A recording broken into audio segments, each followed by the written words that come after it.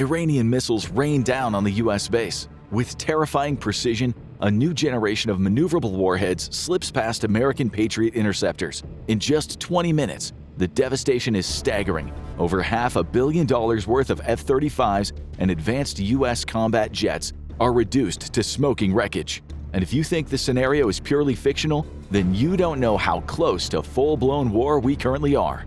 For 2 months, the U.S. has been strengthening its forces in the Middle East. At Diego Garcia, deep in the Indian Ocean, sit 6 B-2 Spirit bombers, America's most cutting-edge operational aircraft, and the only one slated to carry the GBU-57 bomb. These aircraft, and the 2 GBU-57s that each one carries, are a critical threat to Iran because of their ability to evade air defenses and destroy deeply buried underground military structures.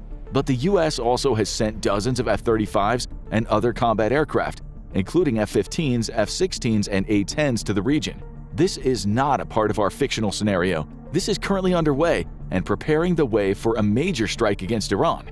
But Iran won't take it sitting down, and as advanced as America's air power is, it's completely helpless on the ground. Setting the stage to the conflict is simmering tensions between Iran and the United States. One of the first acts of the new American administration was to put maximum pressure on Iran. The president is seeking a new deal with Iran to ensure that it doesn't become a nuclear power. The only problem is, Iran refuses to negotiate with the White House, and from their point of view, why should they? America has proven that its word is worthless. It previously signed a deal with Iran to loosen sanctions in exchange for giving up its nuclear ambitions. Then, a few years later, despite being in full compliance, the deal was torn up. In the following years, new deals were proposed, and with the new administration in the White House, progress has stalled completely. America's subsequent attacks on allies and threats to invade their territory has only made the United States an increasingly unreliable negotiator. So, Iran has demanded third-party talks over its nuclear program. The reason for this is that if it can get a third party, like Qatar or the UAE, to mediate talks, well then they'll become politically invested. Another betrayal by America will have political ramifications for the third nation as well. It's a strategic move to ensure the U.S. keeps its promises, especially now that its reputation on the global stage has taken a hit. For Washington, though, this seems like an insult, and so talks are currently being refused. Instead, the U.S. president has ordered a massive military buildup in anticipation of military action against Iran. In response, all of America's Middle Eastern allies and partners, save for Israel, have shut down their airspace to U.S. combat aircraft, limiting the routes by which U.S. warplanes could approach Iran. This dramatically increases the threat to American aviators, even those flying B-2 stealth bombers. It makes their approaches very predictable, allowing Iran to concentrate their air defenses in specific areas. So, how would any potential conflict play out? Internal politics within Tehran are at a boiling point. The regime is increasingly unpopular and slowly losing grip on the population. The people of Iran are starting to embrace increasingly liberal values over the strict conservative religious order imposed on them. Headscarf mandates are being challenged by both men and women, and clashes with the secret morality police are frequent occurrences on social media, inflaming tensions. The American military buildup comes hot on the heels of Iran's embarrassing failure to strike at Israel in one of the largest missile attacks in history. The October 2024 attack saw over 200 missiles launched at Israel in 2 waves, but the only direct casualty was a Palestinian civilian who was crushed by the debris from an Iranian missile. The attack wasn't just a major success for Israel and its allies, but a massive embarrassment for Iran. This was after a previous failure in April 2024, when it launched the world's largest drone attack and achieved similar results. The Israeli dismantling of Hezbollah and the near-total annihilation of Hamas has sent shockwaves across the region. And with Iranian proxy forces being pushed out of Syria as well, the cumulative effect has been humiliating for Iran's hardline leadership. Now the American military buildup, meant to intimidate Iran, is seen as the last straw. Pressure mounts from senior figures within the Tehran regime to act or face a political crisis. The supreme leader reluctantly gives his approval for a surprise attack on U.S. forces. This is meant to bloody America's nose and hopefully deter them from seeking further escalation. Have you ever wanted to build your own website but felt overwhelmed by the cost, complexity, or time commitment? Well, you can forget those worries because today's sponsor, Odoo, has made website creation effortless, fast, and accessible for everyone. With Odoo's website builder, you can craft a sleek, professional website in just a few clicks. No coding needed. Whether you're an entrepreneur, freelancer, or working on a passion project, having a website is a game changer for sharing your vision and building credibility. Odoo's intuitive drag-and-drop system makes designing your site feel like second nature, and with their AI-powered tools, you can instantly refine your text, generate fresh content, and optimize your messaging. Need a more compelling call to action? Done. Want your site to stand out with polished copy? Odoo has you covered. The best part? Your first app with Odoo is completely free, forever. That includes unlimited hosting, customer support, and even a custom domain for your first year. No hidden costs, no surprises. So don't wait. Click the link in the description to try Odoo's free website builder today and bring your ideas to life. Building the website you've always imagined has never been easier. 2:45 a.m., May 12, 2025. The scheduled attack order is broadcast to mobile launchers and the Fars province, along with above-ground and underground missile bases in Khuzestan. Heavy GPS spoofing acts as an electromagnetic shield around the bases, just in case the U.S. had caught wind of the attack and was launching a preemptive attack. But no such American attack is incoming. The attack order has remained secret, and Iran's missile forces have been on the highest alert already for months. The target is Al Udeid Air Base in Qatar, America's largest Middle Eastern facility. It is the key hub for U.S. Central Command, whose area of operations extends across all of Iran. The goal is to destroy the base's runways and adjoining runway infrastructure directly supporting air operations. The base's hardened aircraft shelters, currently housing F-22 Raptors, B-1 Lancers, and F-35s, are a secondary target. The air traffic control tower is also slated for destruction, but the high-priority target is the U.S. CENTCOM command post, buried deep under the base. The strike package consists of 20 Zulfikar ballistic missiles, 20 Desfo ballistic missiles, 10 Sajil ballistic missiles, 15 Fateh Mobin missiles, and 20 Shahed 136 loitering munitions. Defending Al Udeid is a THAAD battery and 3 Patriot batteries, augmented recently with reinforcements from the continental United States. The base also sports several CRAM systems for last-ditch defense around key installations. Out at sea, 2 American Aegis-equipped ships patrol the waters. Mobile launchers in the Fars province are the first to fire, quickly followed by launches from 2 of Iran's underground missile bases in Khuzestan. The missiles are prepped and fired completely from underground, with personnel loading new missiles into the firing silos without ever exposing themselves or their missiles to open sky. The fiery plumes of the missile's rocket engines are immediately spotted by loitering American infrared satellites. Dozens of signatures are registered in the first 20 seconds. An alert is immediately sent to the U.S. National Military Command Center in Washington, and from there to U.S. CENTCOM headquarters in Tampa, Florida. The alert is then forwarded to Al Udeid and all regional American military bases, even as far south as Diego Garcia. Within seconds of the first wave of missiles firing, 3 small civilian ships just off the shore of Qatar began firing missiles of their own. These are Iran's Fateh Mobin, 29.5 feet long infrared homing missiles that can be used to attack land targets or in the anti-ship role. They're also small enough to be loaded into cargo containers and disguised as regular cargo, giving them a huge element of surprise. The Fateh Mobin are targeting the American air defense radars and satellite dishes, hoping to blind the U.S. defense against the rest of the incoming missiles. Also lifting off from civilian ships just off the coast is a swarm of drones. Some of these are small drones that'll be used to monitor the attack and feed back intelligence to Iranian military commanders. But from containers right on the ship's decks, a swarm of 20 Shahed 136 drones are unleashed. Each container holds 5 of the drones. They're launched using compact rocket boosters, one after the other, before switching to their rear propellers and diving into formation. The drones accelerate to 115 miles per hour, well behind the subsonic Fateh Mobin missiles. Both, however, take the same approach to their targets. After an initial arc up into the air, they dive for the wave tops and then ride right along the sea, staying under American radar. The only warning the Americans get is a brief alert as Patriot air defense radar spots the missiles and drones on their initial launch. An alert has rung out across the base, and American soldiers rush to the hardened bunkers rated to withstand missile attacks.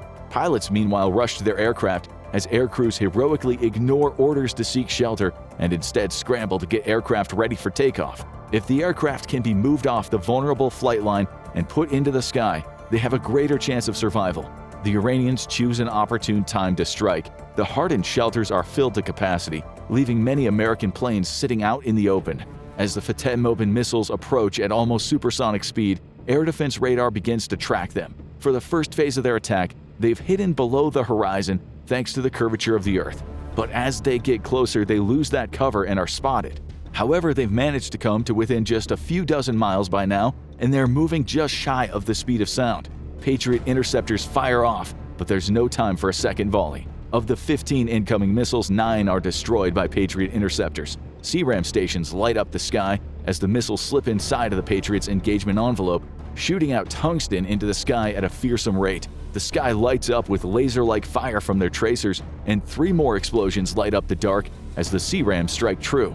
But 3 of the missiles slip past U.S. defenses. Using AI, they designate themselves to priority targets. 2 missiles slam straight into the air traffic control tower, destroying it completely. The 3rd missile homes in on a Patriot radar and knocks it out of the fight.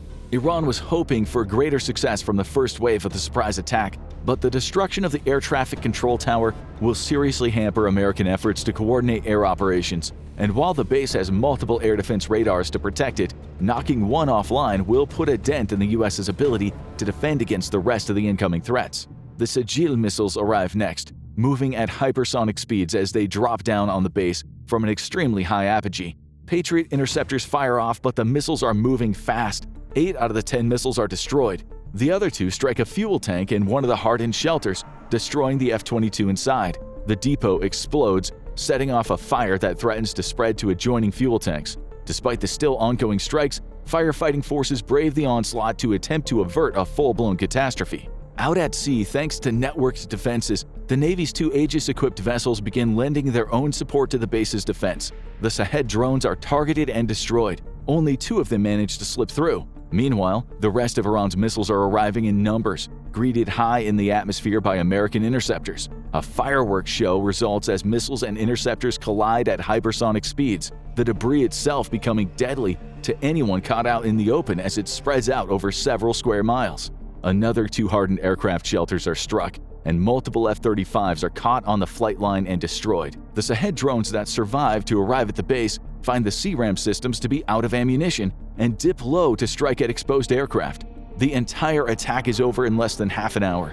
Most of Iran's weapons have been intercepted, and yet the U.S. has already lost nearly $500 million in aircraft alone. Damage to the base will mount to several billion dollars. It'll take days for basic operations to begin again, and weeks for normal operations to resume. 1 American pilot is killed along with several ground crew, and dozens of Americans suffer traumatic brain injuries from the shock of the explosions. The debris kills 1 civilian outside of the base and wounds several others, causing outrage from Qatar. The question is, what happens next? While the previous scenario may have been fictional, it is very much a real possibility, and Iran is more than capable of pulling off such an attack. Knowing that they're outclassed by the U.S. conventionally, Iran has historically sought out asymmetrical ways of countering American conventional power.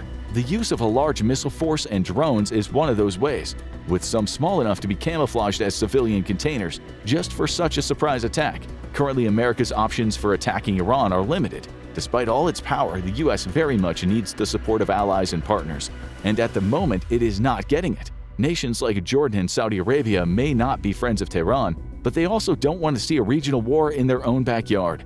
The collateral damage and resulting refugee crisis is enough to deter those nations from greenlighting a U.S. attack on Iran. This is why their airspace remains closed to any American warplane on its way to Iran. This is a big problem for American war planners because Iran has a formidable air defense capability.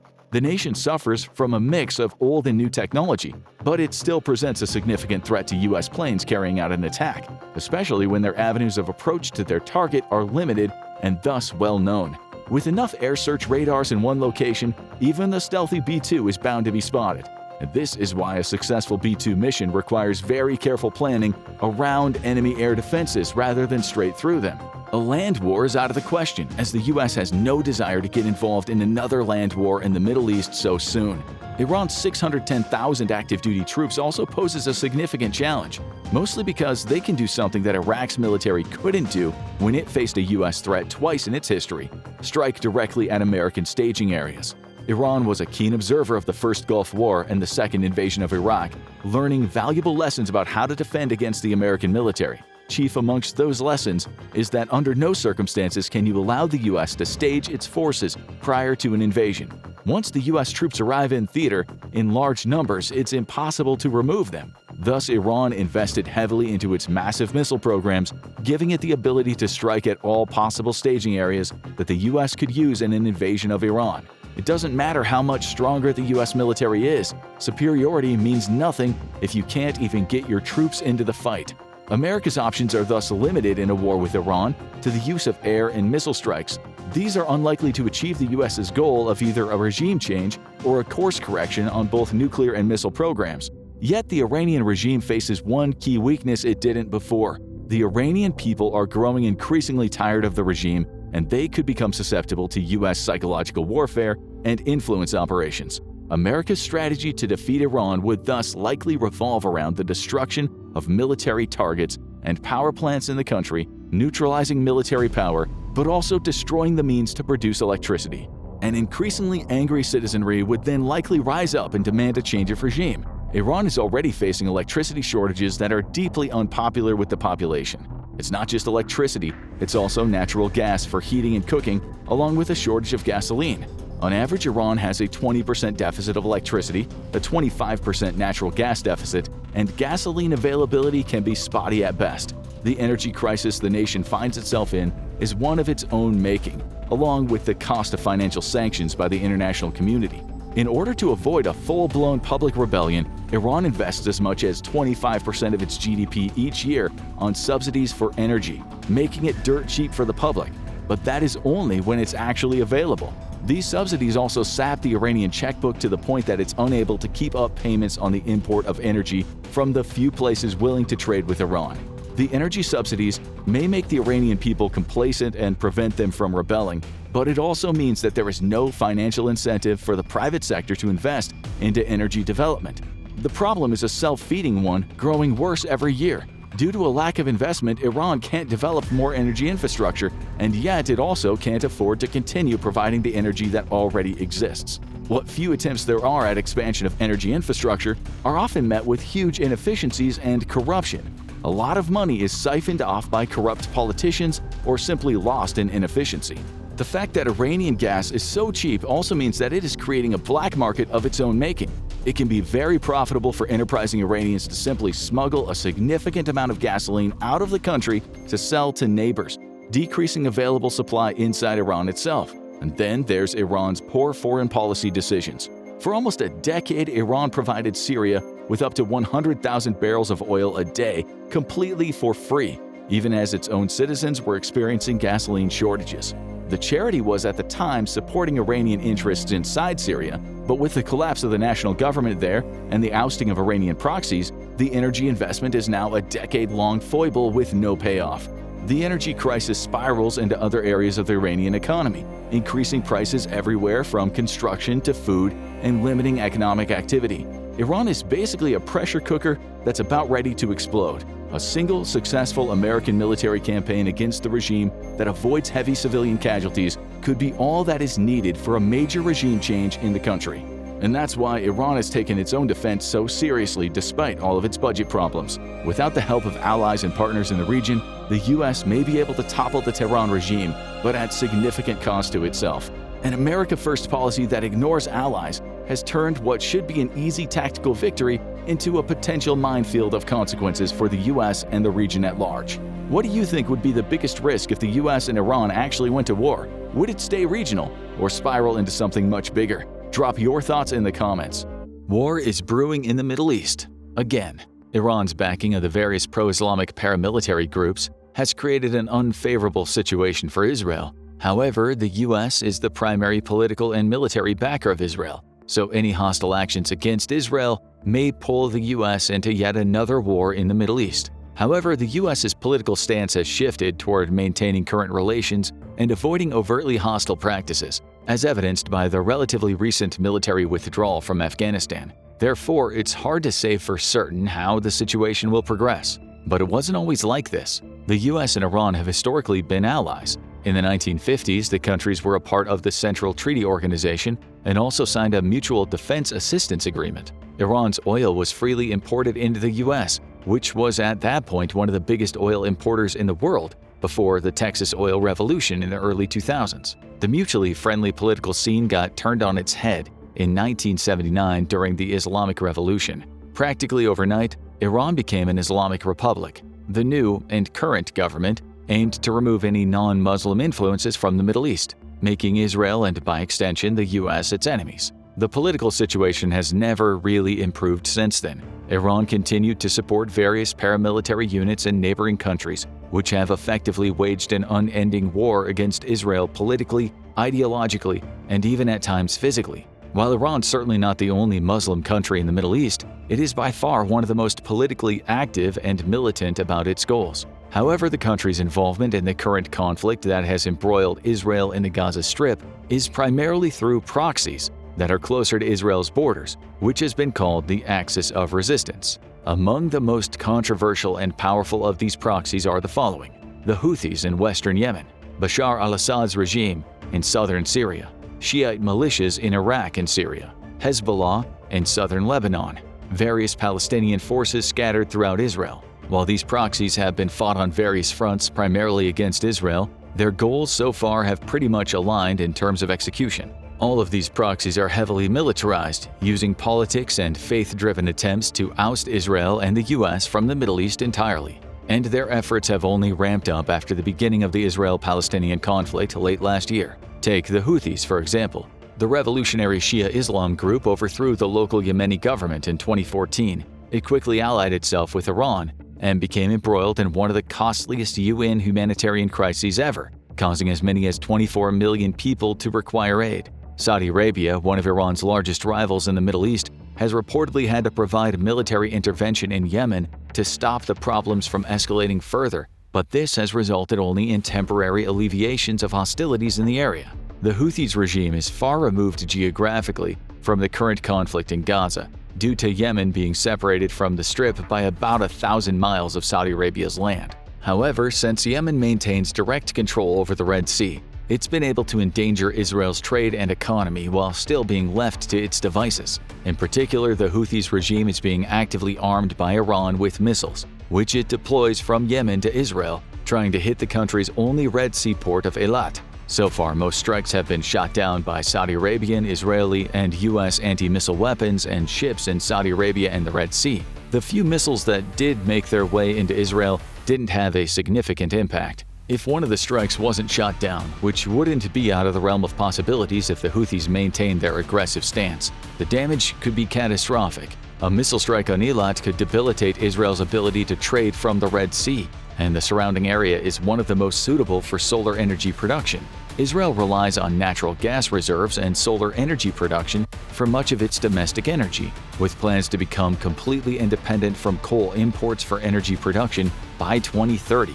Therefore, striking solar production plants could severely hamper the country's ability to function in the 21st century, at least on the level needed to operate independently while surrounded by ideological adversaries. Additionally, due to Yemen's access to the vital Bab el-Mandeb Strait in the Red Sea, the Houthis are in a prime position to influence Israel's incoming and outgoing ship transport in the area. This led to some of the most controversial examples of coastal piracy, including an incident on the 19th of November 2023. One Israel-affiliated cargo ship was intercepted and hijacked by Houthi revolutionaries, with the crew members taken as hostages in Yemen. According to the Houthis, the hostile interactions with ships that have ties with Israel will continue for as long as Israel and Palestine are embroiled in a state of near-perpetual war. The incidents with ships have continued, with the UK, Saudi Arabia, and the US providing battleship support for merchant ships passing through the Red Sea and the Strait. The attacks have slowed international trade passing through the Suez Canal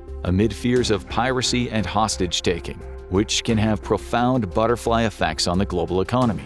In response, the US and the UK have started targeting Yemen with missiles of their own, trying to take out the Houthi weapons in preemptive strikes before they can be used against civilian targets. On January 11th, the US launched around 100 missiles with the aim of destroying or disrupting 16 Iranian-backed Houthi military sites in the area. The strikes killed 5 people and wounded 6 more, with the Houthis vowing that this response would not deter their mission of removing Israel from the Middle East. A few days later, on the 14th, the US launched another attack on Houthi military setups in an attempt to avoid those missiles being fired on ships and personnel. The US would repeat yet another strike a few days later, on January 17th. This time, the missile response was partly due to a Houthi drone striking a US-owned commercial ship in the Red Sea, which was only slightly damaged, and there were no casualties. The second wave of attacks by the US and the UK started in early February. According to US Central Command, the strikes were made in self-defense against Houthi anti-ship missiles, preparing for launch on ships in the Red Sea. The Biden administration has come under scrutiny for this response against the Houthi militant regime, while Iran has publicly claimed that the Houthis act independently of their commands and directions. They have been steadily supplying the revolutionary regime with the same weapons used to terrorize the Red Sea and disrupt trade. It wouldn't be out of the realm of possibilities if the US Central Command decided to stop fighting the symptom and start going against the source of the problem, Iran itself. But while the Houthis have certainly been a thorn in America's presence in the Middle East, they're far from the only extenuating factor that moves the country toward a full-blown war with Iran. Other Iranian proxy militias are doing their own thing, and they are much closer to Israel. Syria's Assad regime is one of Israel's most militant neighbors, and the countries have been in a de facto war ever since Israel's declaration of independence in 1948. In 1967, Israel occupied the Golan Heights, a plateau in Syria that overlooks Israeli territory, making it a vital geopolitical area between the two warring countries. While the Syrian government looks at the Golan Heights occupation, it's been unable to do anything about the matter due to the currently ongoing Syrian civil war, which has displaced close to 7 million people and resulted in over 600,000 casualties since 2012. The regime currently controls about 2/3 of the Syrian territory, with other parts held by revolutionaries, rebels, and Turkey, Israel, and the US. Around 900 US soldiers are stationed in Syria, having been relocated from the initial occupation site in southern Syria to the country's eastern provinces. However, the decision to leave what can be called a bare-bones military presence points to a lack of direction of the US Central Command on the matter of the Syrian civil war. It also makes it impossible to predict whether the US presence in Syria will have further effects on the Assad regime's actions in the coming months, and even how Iran, who also backs Assad, will intervene in the conflict. Additionally, Assad has also been historically backed by Russia. At the start of the Russo-Ukrainian conflict in 2022, Russia pulled most, if not all, of its military presence away from Syria and put it to work on the Ukrainian front. Meanwhile, the US hasn't needed to meaningfully join the conflict itself due to its ability to supply the EU with oil and natural gas, as well as provide ammunition and weaponry directly to Ukraine. As such, the country still has options remaining to bolster its holdings in the Middle East, while Russia has famously started to exhaust its military hardware. However, that might not matter in the long run, at least politically. While the Syrian conflict has raged for years, it's currently entered into a lull with no side willing to provide additional pressure or extend hostilities. Syria's ability to meaningfully threaten the Golan Heights and Israel itself has been crippled during the first few weeks of the Gaza conflict. On October 12th, Israel bombed two of the country's largest airports in Damascus and Aleppo.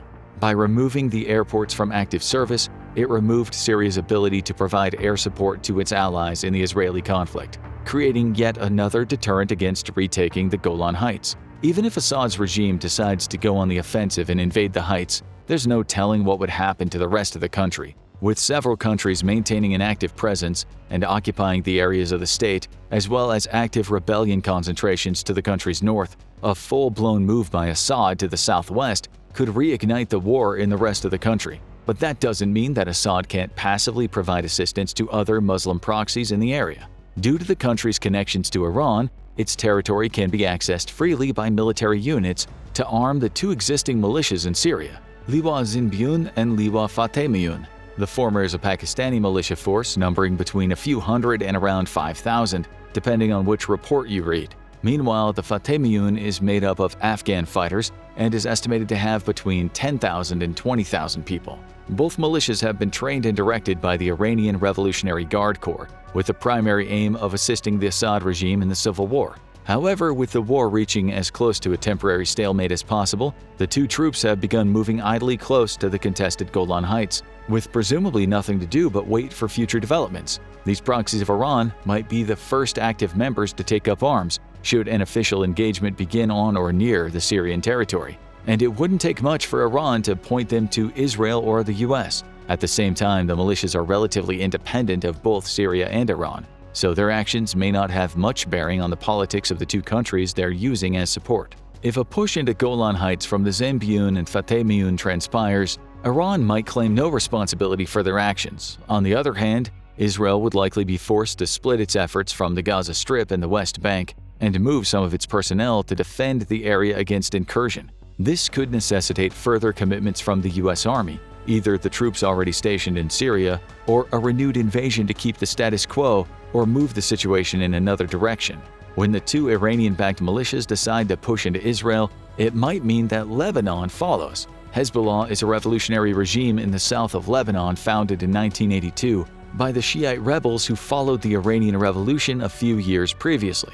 It's one of the movements most ideologically opposed to Israel. Furthermore, they also hold the most power to influence Israel's economy and geopolitics by virtue of sharing a land border and being close to the country's economic center in Tel Aviv. While the two forces of the Zaynbiyun and the Fatemiyun number a few thousand, Hezbollah has had years of Iranian backing and military support to fall back on. According to some reports, it's the biggest non-state military regime in the world, with claims of having close to 100,000 soldiers at its disposal. Even toned-down Western reports suggest an active force of 60,000 people, close to the military power of Lebanon itself. More importantly, Hezbollah controls the southern parts of Lebanon, right on the border with Israel and the Syrian-contested Golan Heights. As such, it has ready access to Israeli lands and already instigated a brief war in 2006, which led to the deaths of around 1,200 civilians on Lebanon's side. In the wake of the Israel-Hamas conflict, Hezbollah publicly supported Hamas, even though Hamas is Sunni Muslim and Hezbollah, alongside other Iranian proxies, is Shia. Since then, the regime has become openly hostile to Israel, with daily military action on the border. As a result, the Israeli government has been forced to evacuate nearly 60,000 people from the towns bordering Lebanon. Additionally, Hezbollah doesn't only have ground troops at its disposal, the regime has proudly proclaimed that it possesses over 150,000 missiles and rockets and is likely ready and willing to use them in its quest to remove Israel from the face of the earth. More troublingly, Lebanon's position north of Israel means that these missiles are perilously within range of Tel Aviv, and perhaps more importantly, Israel's desalination plants and offshore natural gas platforms. Due to Israel's limited access to natural resources, it primarily uses offshore natural gas deposits for energy production. Additionally, the country's arid climate and lack of rivers means it has practically negligible sources of fresh water. Currently, Israel derives close to 80% of its drinking water from only 5 desalination facilities in the country. If Hezbollah were to make true on its promise to support Hamas, a unified aerial missile offensive to the plants could possibly overwhelm Israel's defense systems. If that were to happen, the country could be left with no meaningful source of drinking water, which would rapidly escalate into a humanitarian emergency for its allies. On the energy production front, the offshore platforms are similarly vulnerable. Located in the Mediterranean, the Tamar and Leviathan gas fields, discovered in 2009 and 2010 and operational between 2013 and 2019, revitalized Israel's energy industry. From needing to import over 90% of its energy in the early 2000s, the country has started to plan for complete energy independence by 2030. However, the fact is that the natural gas rigs in the Mediterranean are also vulnerable to attack by Hezbollah. If that were to happen and the Shia militant regime manages to push some of its rockets through the Israeli defense and cut off the supply, the country's energy progress could be set back by 2 decades in an instant. Israel's relatively large natural gas sources also open the door for the country to have a new source of income in terms of selling the gas to its neighbors. It's already exporting natural gas to neighboring Jordan and Egypt, which is a part of the reason Egypt has been hesitant to involve itself in the current conflict. However, there are also plans for the country to build more gas pipelines to supply the resources to the EU, which would open more doors for economic growth and geopolitical maneuvers. Even if Israel manages to defend its energy production facilities, it's still not sufficiently independent to forego port defenses. Namely, the country still imports much of its food and oil, and only a few large ports in the country can satisfy the traffic necessary for that amount of trade. While the southern port of Eilat is largely protected against Hezbollah due to distance, it's effectively blockaded by the previously mentioned Houthi regime in Yemen. That leaves the country's Mediterranean ports to take care of the bulk of the trading. If Hezbollah were to strategically target them as well, the country could stand to lose its entire trading capacity and become blocked off from the rest of the world. In response, the U.S. tightened its leash on Iran, so to speak, placing battleships off the coast of Saudi Arabia and threatening to control the vital Strait of Hormuz and the Persian Gulf. Additionally, the U.S. Navy has also committed to defending the Israeli claim to the Mediterranean. This has created a tense stalemate between the Iranian-backed proxies north of Israel and the Israeli and U.S. forces in the country. If one side moves, the others would surely follow, but the entire Middle East is too embroiled in decades-long geopolitical drudgery to know for certain which countries would willingly go to war against each other.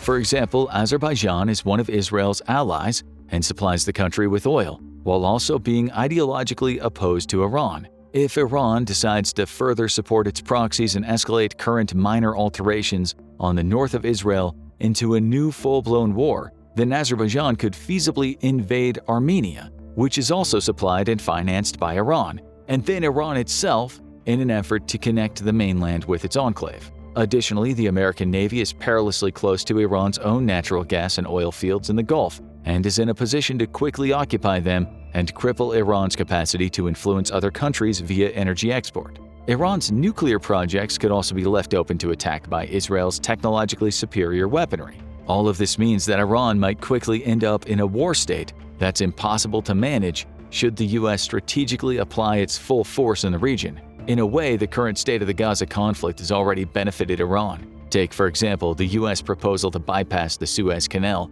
via a series of ports and rail systems that would move across Israel, Jordan, Saudi Arabia, and the UAE. The plan proposed at the G20 summit in September 2023 was created to reduce the Middle Eastern countries' control of naval trade through the Red Sea. However, it wasn't a self-fulfilling prophecy, even though the first major instances involving the Houthis happened just a few months later. The plan was primarily made to counter China and Russia's plan to influence the countries in the Middle East through northern corridors or open sea trade. But it also allows Israel and Saudi Arabia more freedom from their neighbors in terms of trade connections. Furthermore, it would allow the EU to bypass the Suez and Russia when trading with India.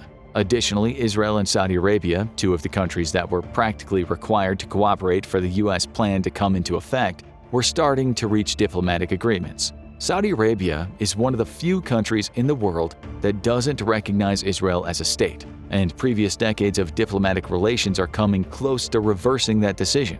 However, the events in Gaza have put most diplomatic efforts on hold, with countries recalling their diplomats from Israel in response to Israel's bombings in Gaza. According to the BBC, Saudi diplomats still feel that normalization between Saudi Arabia and Israel is possible, but the price Israel and the U.S. by extension would have to pay for continuing the process would likely be much higher now that the area is embroiled in conflict. In effect, the start of the conflict has given Iran more time to slow the U.S. incursion as a geopolitical force in the Middle East, effectively stalling or removing most of the progress the Biden administration had made in the past few years. And new progress on the Israel-Gaza front could have many unforeseen effects. One was the recent drone strike on Jordan soil that killed 3 American soldiers and wounded several more. While Iran claimed that the drone didn't come from them, the drone was identified as belonging to one of the proxies, and it's likely Iran was involved in the attack. The U.S. is already poised to strike back, with Biden's recent claims that the attack on American soldiers won't go unnoticed, but that the U.S. Army aims to stabilize the area rather than plunge it into an even bigger war. To that end, the current involvement of the U.S. is to skirt the lines of open warfare and preemptively precision strike the Iranian-backed proxies that aim to destroy Israel before the situation can escalate. However, the rest of the world is still unconvinced that the U.S. is incapable of going long without waging war on someone in some capacity. Biden's opponents in the U.S. have called the current level of response too weak and focused on continuing to demilitarize the area. Then there's also the election looming for America in the coming year.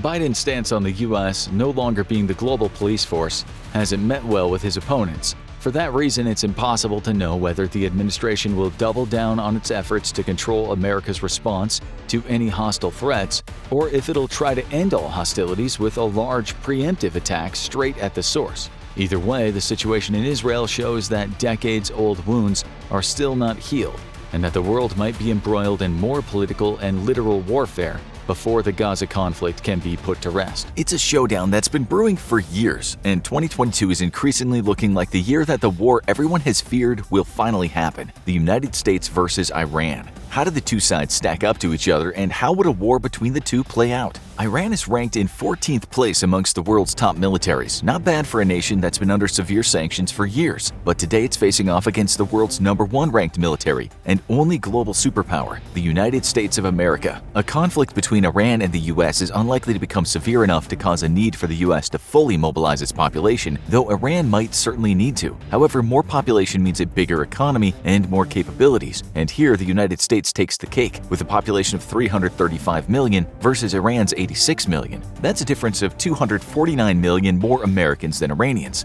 Of that population, though, the US could call on 147 million for potential military service, though only 122 million of them are physically or mentally fit enough to actually serve. Iran, on the other hand, has a manpower pool of 48 million, with only 40 million actually fit for service. If a war between Iran and the US were to turn into a multi-year stalemate, it would be important to quickly replenish losses. And here too, the United States holds the advantage, with 4.3 million teenagers reaching military age annually, versus Iran's 1.3 million. Currently, though, on active duty, the United States has the world's third largest military, with a 1.39 million strong military versus Iran's 575,000. Reserves are important for replenishing casualties and rotating out exhausted troops to give them a chance to recoup and recover, and both countries are pretty evenly matched there, with the US having a reservist force of 442,000 versus Iran's 350,000. Iran enjoys such large amounts of reservists thanks to the fact that its military service is compulsory for all males upon reaching adulthood. This means that the Iranian active duty military is largely made up of conscripts, with few professional volunteer soldiers. These conscripts are typically drafted at age 19 and made to serve 2 years, though few receive much useful military training during that time. Most Iranian soldiers rarely ever fire their weapons and have to work with equipment that's mostly from the first half of the Cold War. This is in sharp contrast with the US military, which maintains an aggressive year-round training cycle. Training is frequently punctuated with small-scale exercises and occasionally with larger multi-unit exercises. The US Navy's RIMPAC exercise, for example, is a massive event that takes place every 2 years and involves the military forces of over 24 partner nations across the Pacific Rim.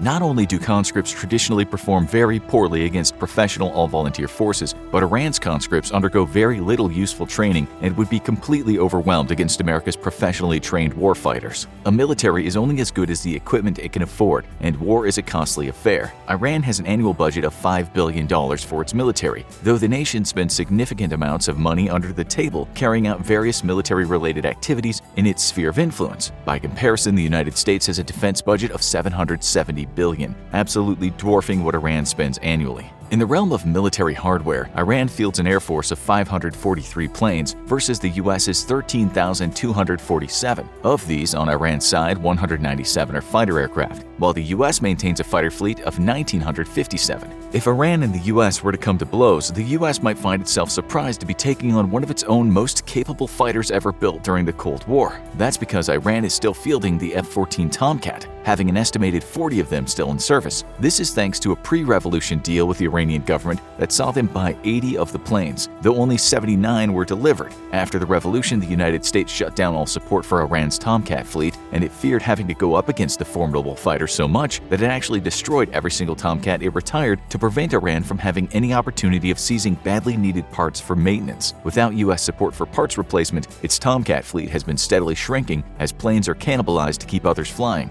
Today, it's believed between 40 to 43 of them are still mission capable, with 20 fully mission capable and 20 only partially mission capable. The rest of Iran's air fleet is made up of Cold War-era MiG-29s, American F-4 Phantom IIs and F-5 Tiger II, Chinese J-7s, Mirage F-1s, Su-22s, and domestically made at HESA Kosar and HESA Saeke. The latter are only available in very low numbers and are both light attack jets, widely considered to be very inefficient machines. In a ground attack role, Iran is forced to use multi-role planes such as the Su-22 and domestically modified F-5E, known as the HESA Azarash. Both planes are only suited for small-scale strike missions, and with a lack of targeting pods are incapable of precision strikes. Iran's fighter fleet is largely non-modern, though some of their planes have received fourth-generation avionics. However, so many different aircraft models are a nightmare to conduct maintenance on, so it's unlikely many of these planes are actually operationally ready, and even less likely they would remain so during high-tempo combat operations. Such a diverse and mixed air fleet drives up both maintenance costs and time, and can make sourcing replacement parts a nightmare. By comparison, though, the United States fields the world's most modern air fleet, though some of the planes are showing a growing lack of modernity. The F-15 Eagle and F-16 Fighting Falcon are both extremely capable fighter aircraft, capable of both air superiority and ground attack, but are showing their age against increasingly sophisticated modern fighters and air defenses. America's F-22 remains the single deadliest airplane in the sky, with significant capability overmatch against any other fighter aircraft in the world. However, it's also one of the most expensive aircraft in the world, forcing the U.S. Air Force to limit its production run to just under 200. Today, 195 remain in service, and no further Raptors will ever be built.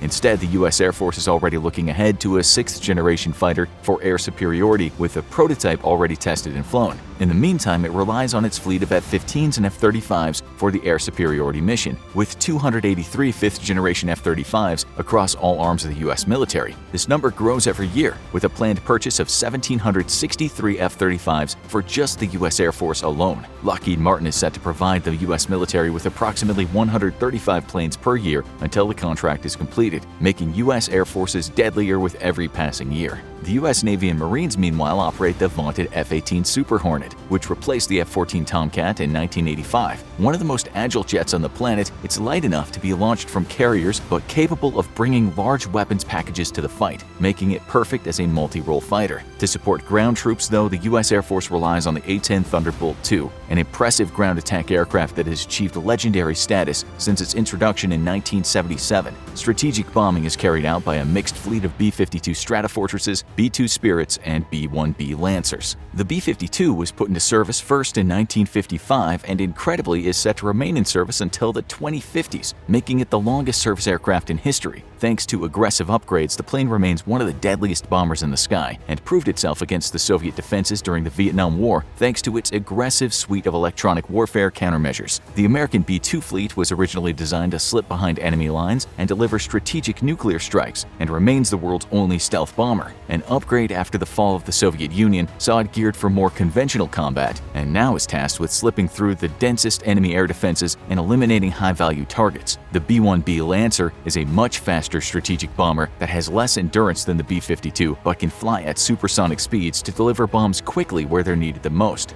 America's overwhelming advantage in attack aircraft places Iranian ground forces at serious risk. Unlike powers like China and Russia, U.S. aircraft are largely multi-role capable, and its pilots trained in both air superiority and ground attack missions. This gives the United States a significant advantage over any competitor, and an edge that only makes a war an increasingly bad proposition for Iran. To fend off the mighty U.S. Air Force, Iran relies not on air superiority fighters, but on a robust layer of ground-based air defenses. At the outermost layer are Iran's longest-range air defenses, the Bavar 373, which is a reverse-engineered Russian S-300. It also has a few S-300 batteries courtesy of Russia, who delivered them in 2015 after Iran joined the JCPOA nuclear deal. With a range of 155 miles, these present a significant threat to fourth-generation aircraft, but F-35s equipped with glide bombs or even B-52s using standoff attack munitions could easily overwhelm and destroy these batteries on their radar. At intermediate range, Iran fields an update on a reverse-engineered American SM-1 missile sold to the Iranian Navy prior to the revolution. The 1960s tech has been updated with domestic upgrades, producing the Sayyad-2, which boasts a range of 46 miles, though the longer Sayyad-3 has a range of 75 miles. These missiles can be difficult to destroy on the ground because they can be mounted on very agile truck-mounted launchers, which can rapidly reposition.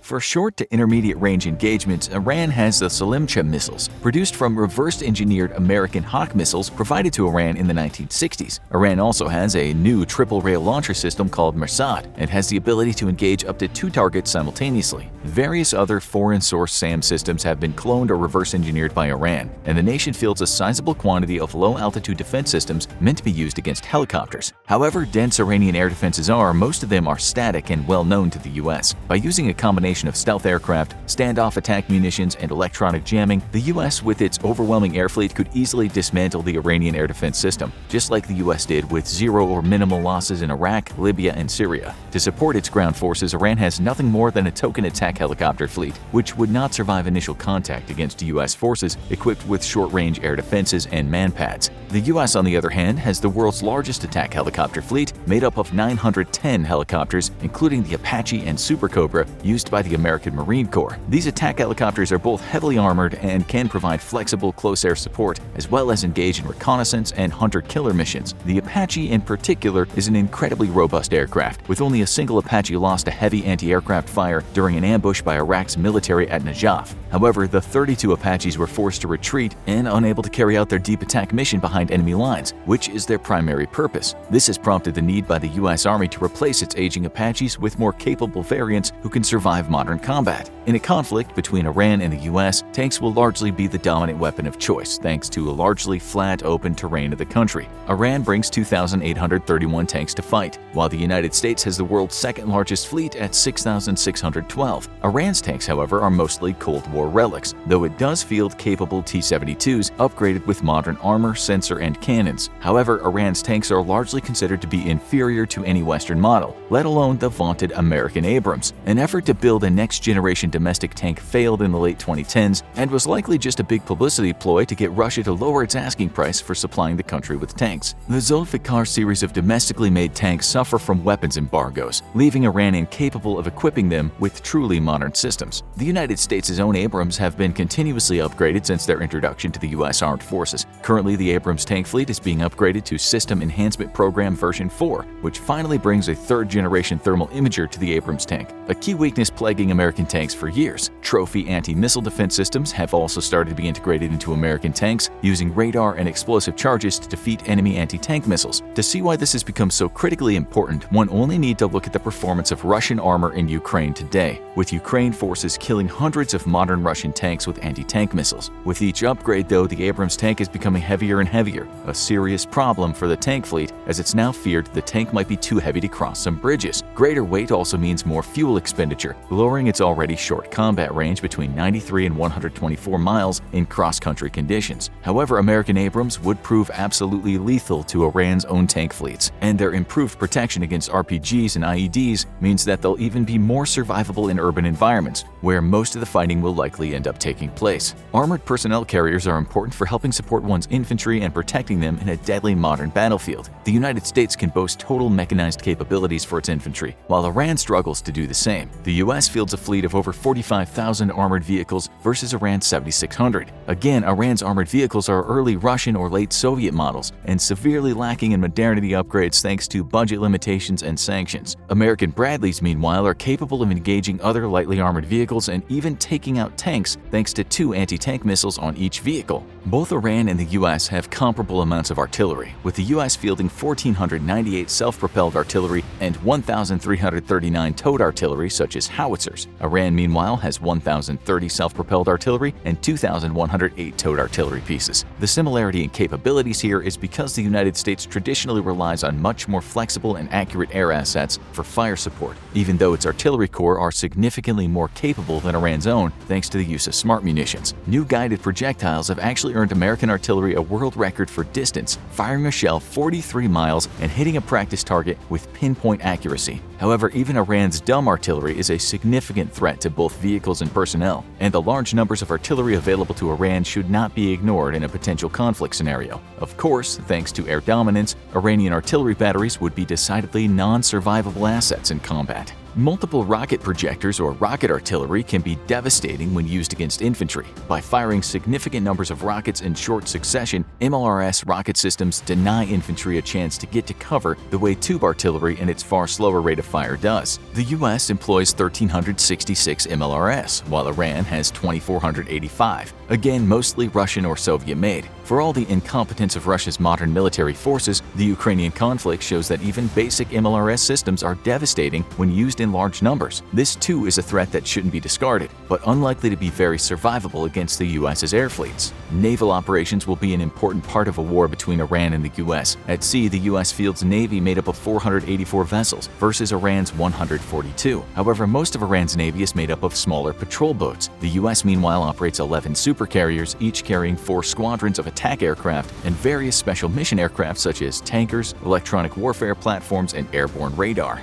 The U.S. also has a fleet of 9 smaller carriers meant to support amphibious operations, equipped with helicopters and the U.S. Marines variant of the F-35 capable of vertical landing. Under the waves, the U.S. has a fleet of 68 submarines, with the new Virginia-class submarines replacing Cold War-era Los Angeles-class subs. American submarines aren't just deadly to Iran's navy, but can even use cruise missiles to attack land targets deep inside Iranian territory. Long holding the advantage in underwater tech, American subs are notoriously stealthy and difficult to track. Iran, meanwhile, has a fleet of 19 subs, though most of these are midget submarines. These small submarines are primarily meant to attack shipping inside the Persian Gulf and Gulf of Oman, with Iran's stated goal of being to block traffic of large oil-laden ships in case of war with the U.S. This would have a devastating effect on global gas prices, and it's the U.S.'s top priority to locate and destroy these tiny submarines before they can succeed in their mission. The rest of the Iranian submarine fleet consists of 3 Soviet-era Kilo-class and 1 Iranian Fateh-class submarine, though the latter is not well suited for deep-water operations. Again, largely lacking in modernity, the fact that these are diesel-electric submarines means there could still be a significant threat to unwary U.S. assets. After the fall of the Soviet Union, the U.S. Navy allowed its once prolific anti-submarine warfare capabilities to seriously atrophy, leading to a series of embarrassing exercises with friendly nation submarines in the early 2000s. However, since then, any hostilities seem more likely with China, and the U.S. has beefed up its ASW capabilities once more,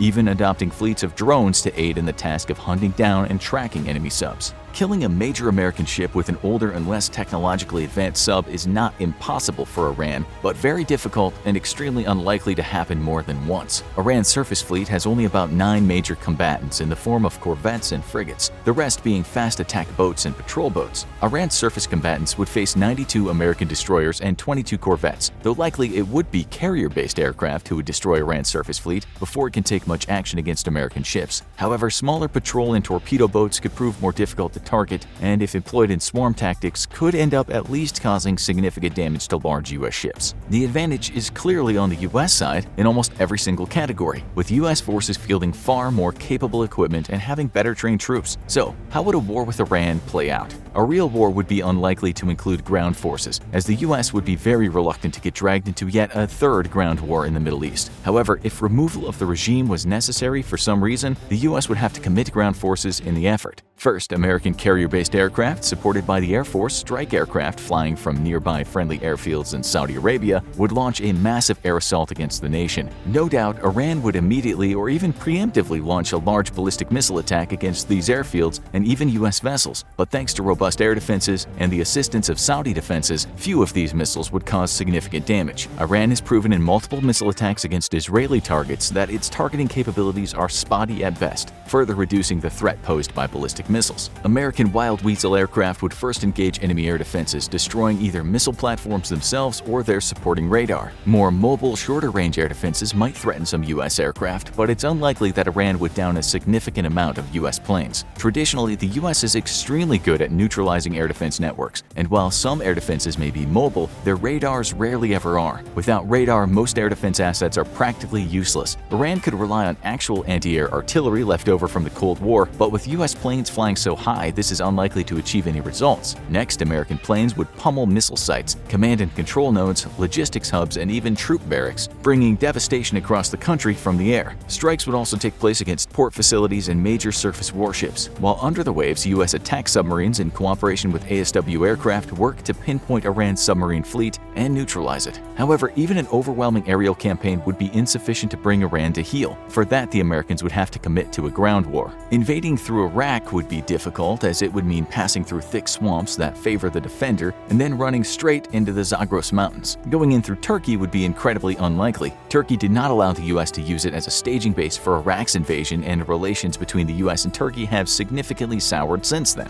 Going through Afghanistan in the east would mean traversing 2 deserts, which would put U.S. forces far from any strategically important targets. It's likely then that an amphibious assault would be necessary, and while the U.S. Navy and Marines are up to the task, amphibious assaults can be costly, dangerous affairs. However, once in country with a beachhead established, even with superior capabilities, actually defeating Iran would be difficult for the U.S. That's thanks to the sheer size of the country, which is larger than several European countries combined. A study in the late 2000s showed that the U.S. would need about 1.6 million troops to successfully occupy the entire country, meaning the U.S. would either have to initiate conscription or draw in partners for the invasion, something it might actually be able to do given tensions in the Middle East between Iran and many of its neighbors. If the invasion was reasonably reasonably justified, the US could likely count on international support anyway. In all likelihood, Iran would try to make the US bleed as much as possible with its conventional forces, but seek to defeat it through asymmetrical means like those employed in Afghanistan. Intelligence shows that today Iran is attempting to infiltrate a network of agents into the US to target political figures such as former Secretary of State Mike Pompeo, who's now under guard 24/7.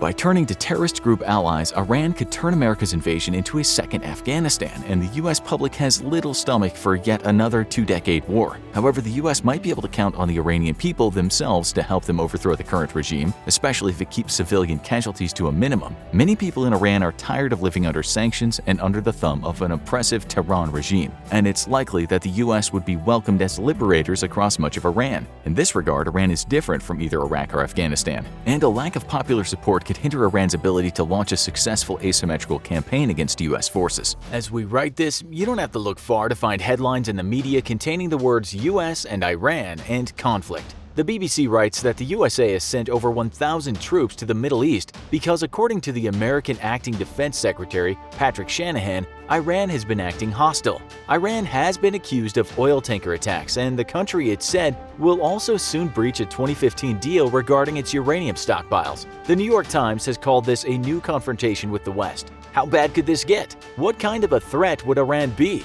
Is there really a threat at all when compared to the might of the US military? Let's have a look. If you watched many of our other military comparison shows, then you're likely already an expert when it comes to the arsenal of the US military. You'll know that the US spends more on defense than any other country by a long, long way. Sources differ, and it's hard to get the exact spending down to the last dollar, but in 2018 it's reported that the USA's defense budget was somewhere between $587 billion and $597 billion. But if you go to the actual US Department of Defense website, one of the first things you'll read is that President Trump plans to pump an extra $160 billion into defense. The prediction from the DoD, right from the horse's mouth, is that by the end of 2019, defense spending will have reached $686 billion. Where does all this cash go? Well, the DoD website just breaks it down into simply various departments: the Army, Navy, Air Force, Marine Corps, Coast Guard, and Joint Chiefs. If you're wondering what the Joint Chiefs are, well, they kind of run the show. Part of their mission statement reads, "The future operating environment will place new demands on leaders at all levels. Our leaders must have the training, education, and experience to meet those demands." It's not all about spending money on killer toys, of course, because you have a lot of paychecks at the end of the week. The US military has 2,083,100 personnel.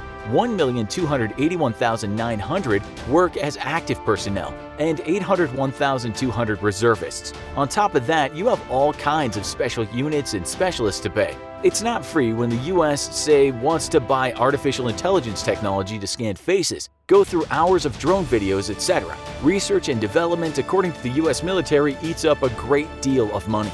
Thankfully, someone else has broken down the budget for us, and it goes like this. A little over $205 billion goes to the Navy, and the Air Force will basically get the same at $204.8 billion. $191.4 billion will go to the Army, and $116.6 billion will go to projects spread across the DoD.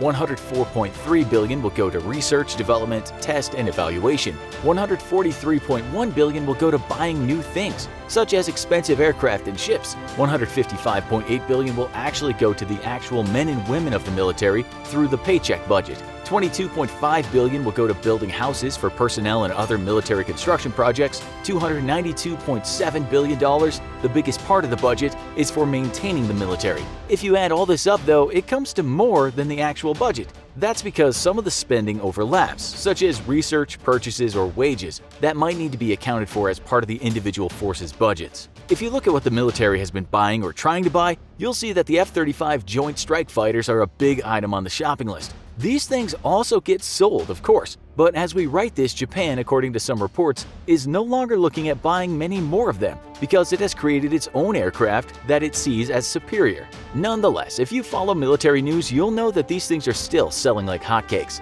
The US currently has around 200, plans to build a staggering 1,763 more. As we've said before, the US no doubt has the most powerful air force in the world, and we just cannot list everything that's in its arsenal of flying machines. But some of the most powerful beasts include the fleets of F-22 Raptors, F-15E Strike Eagles, F/A-18EF Super Hornets, and F-16 Fighting Falcons. Some of the newer machines are 15 KC-46 tanker strategic military transport aircrafts and also the B-21 stealth bomber. So, can Iran afford to spend billions and billions of dollars on just one plane alone? Well, the answer is a resounding no, and in fact, recent news reports tell us that the country has slashed defense spending to the equivalent of $43 billion.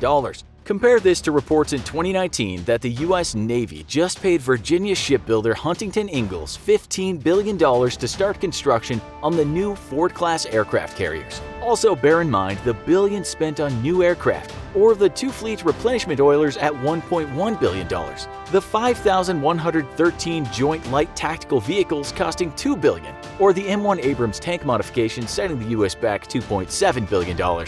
Just one new Columbia-class submarine will cost $3.7 billion, and the military has requested $6 billion for some DDG-51 Arleigh Burke-class destroyers. The list goes on, and we cannot possibly tell you everything on that shopping list. But all in all, you have over 2 million personnel, around 13,400 military planes and counting, including about 5,700 helicopters. Add to that 6,287 tanks for land-based operations. Then on water, you have a total of 20 aircraft carriers, which are like traveling army, and would be very important when fighting a country located on the other side of the globe.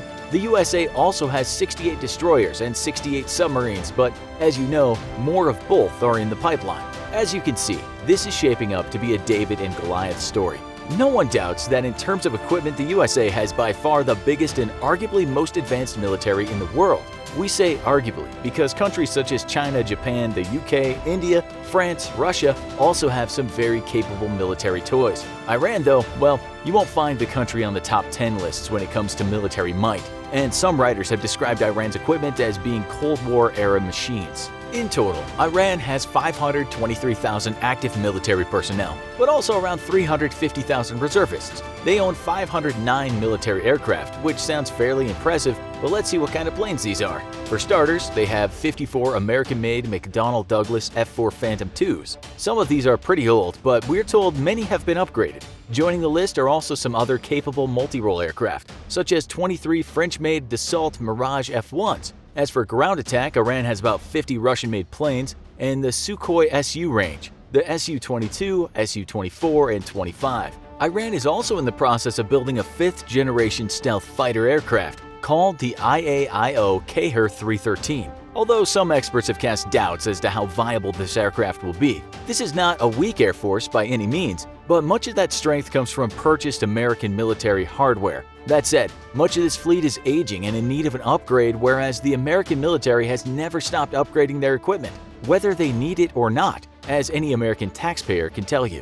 As for tanks, Iran has 1,634 of them, but we might ask just how advanced these tanks are. Well, again, the country owns quite a few older models bought from the USA, Russia, and has also some homemade tanks. But in 2018, Iran's Deputy Defense Minister Reza announced that the country was in the process of building another 700 to 800 new tanks. The country also has 2,345 armored fighting vehicles. But compare that to the 39,223 armored fighting vehicles in the USA, which for the most part are much more modern. But where Iran is really weak is in the water, as it doesn't have a single aircraft carrier to speak of. Remember, the US has 20. The country has no destroyers either, but does have a 34-strong submarine fleet and 6 frigates. While Iran really is an underdog to the US military, that doesn't mean it isn't a strong military. Ranking militaries is difficult and shouldn't be taken as an exact science. Iran has had to be a strong military presence before, and it has a large, well-trained military because of its location in a volatile region.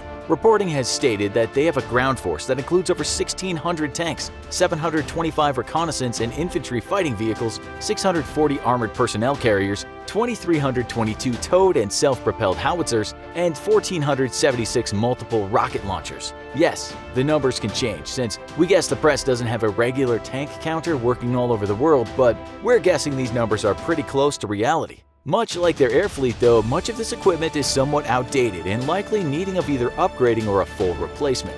Now, we already know that the USA has some of the most advanced special forces units in the world, and also is not bad at collecting intelligence through the CIA, NIS, and both of their cutting-edge computer technologies. But the Iranian forces have also a special branch that is said to be very highly trained and is an entity to be feared, the Quds Force, a special ops unit within Iran's Revolutionary Guards. They number around 15 to 30,000 very skilled agents and work in what you might call unconventional warfare. Iran also has the advantage in the event of an invasion of being a geographically difficult country to assault via land. It's a large country and the major cities are mostly located in areas that would be difficult for land forces to quickly reach. And now we come back to the start. What about these new fears of nuclear conflict? The New York Times writes this: Iran is still well more than a year away from being able to build a weapon, perhaps much longer. But the experts in the article also said it would take much longer to produce what the Times called a deliverable weapon. It's highly unlikely Iran is thinking about attacking the USA. And many European countries have blamed the US for putting Iran in a difficult position thanks to harsh sanctions. We won't get into the politics, but suffice to say, confrontation of military powers with nuclear weapons is not something anyone wants. As Newsweek points out, while the US military is by far superior in every way, an invasion would be a long, drawn-out affair. They wrote, "If decades of difficult conflicts worldwide have taught the American military anything, it's that a mighty armory goes only so far. Let's hope for some diplomacy that works for both nations and the threat of a conflict behind us." Note: due to extreme classification of details, the following is a dramatization based on verifiable data and testimony. The long-range missiles erupted from the Israeli cruisers, streaking through the night sky toward their targets deep inside Syrian territory. This was the second wave, precision-guided destruction following hot on the heels of the F-35 satellite-guided bombs. The ground shook as explosions tore through the compound, fire and shrapnel consuming everything in their path. Syrian troops reeled in confusion, caught completely off guard by the surprise attack. Commanders shouted orders that no one could hear over the deafening blasts. Soldiers scrambled for cover, their defensive positions already crumbling. Panic spread like wildfire, but for Israel, everything was going to plan. Until suddenly, it wasn't. An Israeli Air Force lieutenant stationed hundreds of miles away in a high-security command bunker was the first to sound the alarm. The drone he was piloting was just a few miles north of the target facility, and it had picked up something alarming. A massive force of enemy troops was on the move, but in the wrong direction. This wasn't a retreat, this was a coordinated maneuver. The lieutenant's heart pounded as he tried to get his commander's attention, his urgency cutting through the steady hum of the command bunker. Every eye in the room snapped to him, the usual chatter evaporating into tense silence. The senior officer strode over, his expression composed, until he saw the screen. A flicker of horror crossed his face. He leaned in, scanning the drone feed, hoping it was a mistake. It wasn't. The force, nearly 100 strong, including armored vehicles, was moving south, directly against the expected retreat pattern. The airstrike should have driven them north. Instead, the enemy were advancing. At the landing zone, 4 Israeli helicopters idled, their rotors slicing through the night air. 20 medics stood ready, flanked by a handful of elite commandos left behind for security. The rest of the 120-man strong commando raid was already deep underground, securing their target within the mountain stronghold. Unaware that the exit above was about to become a kill zone, Israel's most daring special forces raid in the nation's history was about to become its most disastrous. Months earlier, Damascus, Syria. "Habibi, I would never ask you to betray your nation's secrets like that." The man in the sunglasses was friendly, with a warm, genuine smile on his face, slightly built with a neatly cropped goatee. The man's nationality was difficult to pin down. The Ray-Ban sunglasses were a deliberate touch. Western, but not too Western. Emirati, Saudi, maybe even a Jordanian? The ambiguity was intentional. Hashim swallowed nervously, glancing at the thumb drive sitting on the coffee table between them. The sunglasses man nodded at the thumb drive. There was $10,000 in Bitcoin waiting for Hashim. All he had to do was talk about some doors. Hashim felt a lump in his throat. Everything about this was strange, but $10,000? The man gestured at Hashim's teacup, encouraging him to take a drink. Hesitantly, Hashim picked it up and took a nervous sip. The man sipped his own tea, complimenting Hashim on the blend. The words came slowly at first. The facility doors, massive, reinforced, bomb-proof. Outside, a parking area for delivery trucks, a guard station. The stranger's posture remained relaxed, but his interest sharpened with every detail. There were some forklifts, old, rusted, positioned between the first and second doors. The men were always looking to shield them from the elements. The sunglasses man leaned in slightly, the warm smile never fading. "Tell me about the forklifts." Weeks later, outside of Damascus, Syria, "We don't have much equipment left. The fighting, and then the sanctions." The older man stooped a bit as he walked, but it was clear he retained at least some of his strength gained from a lifetime of working in a junkyard.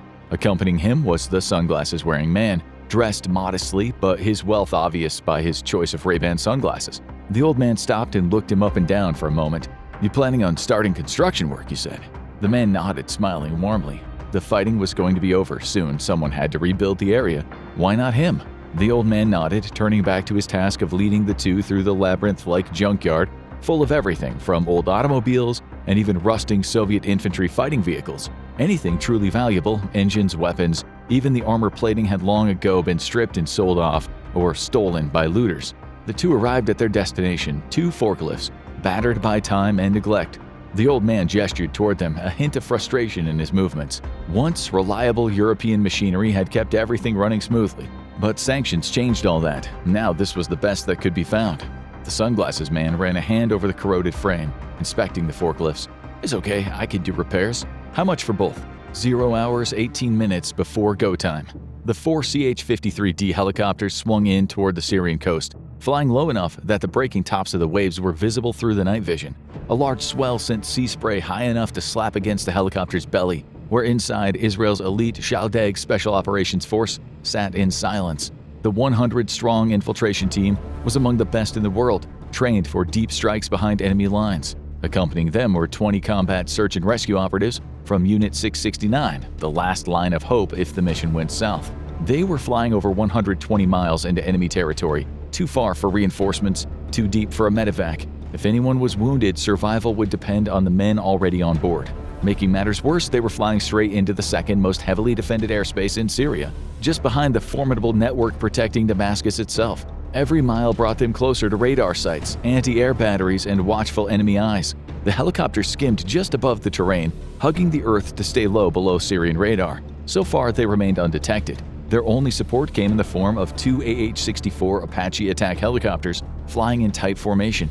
These weren't standard models, given away by the significant bulge under the front fuselage, where various avionics, electronic warfare equipment, and countermeasures were stored. The helicopter pilots checked their mission timer.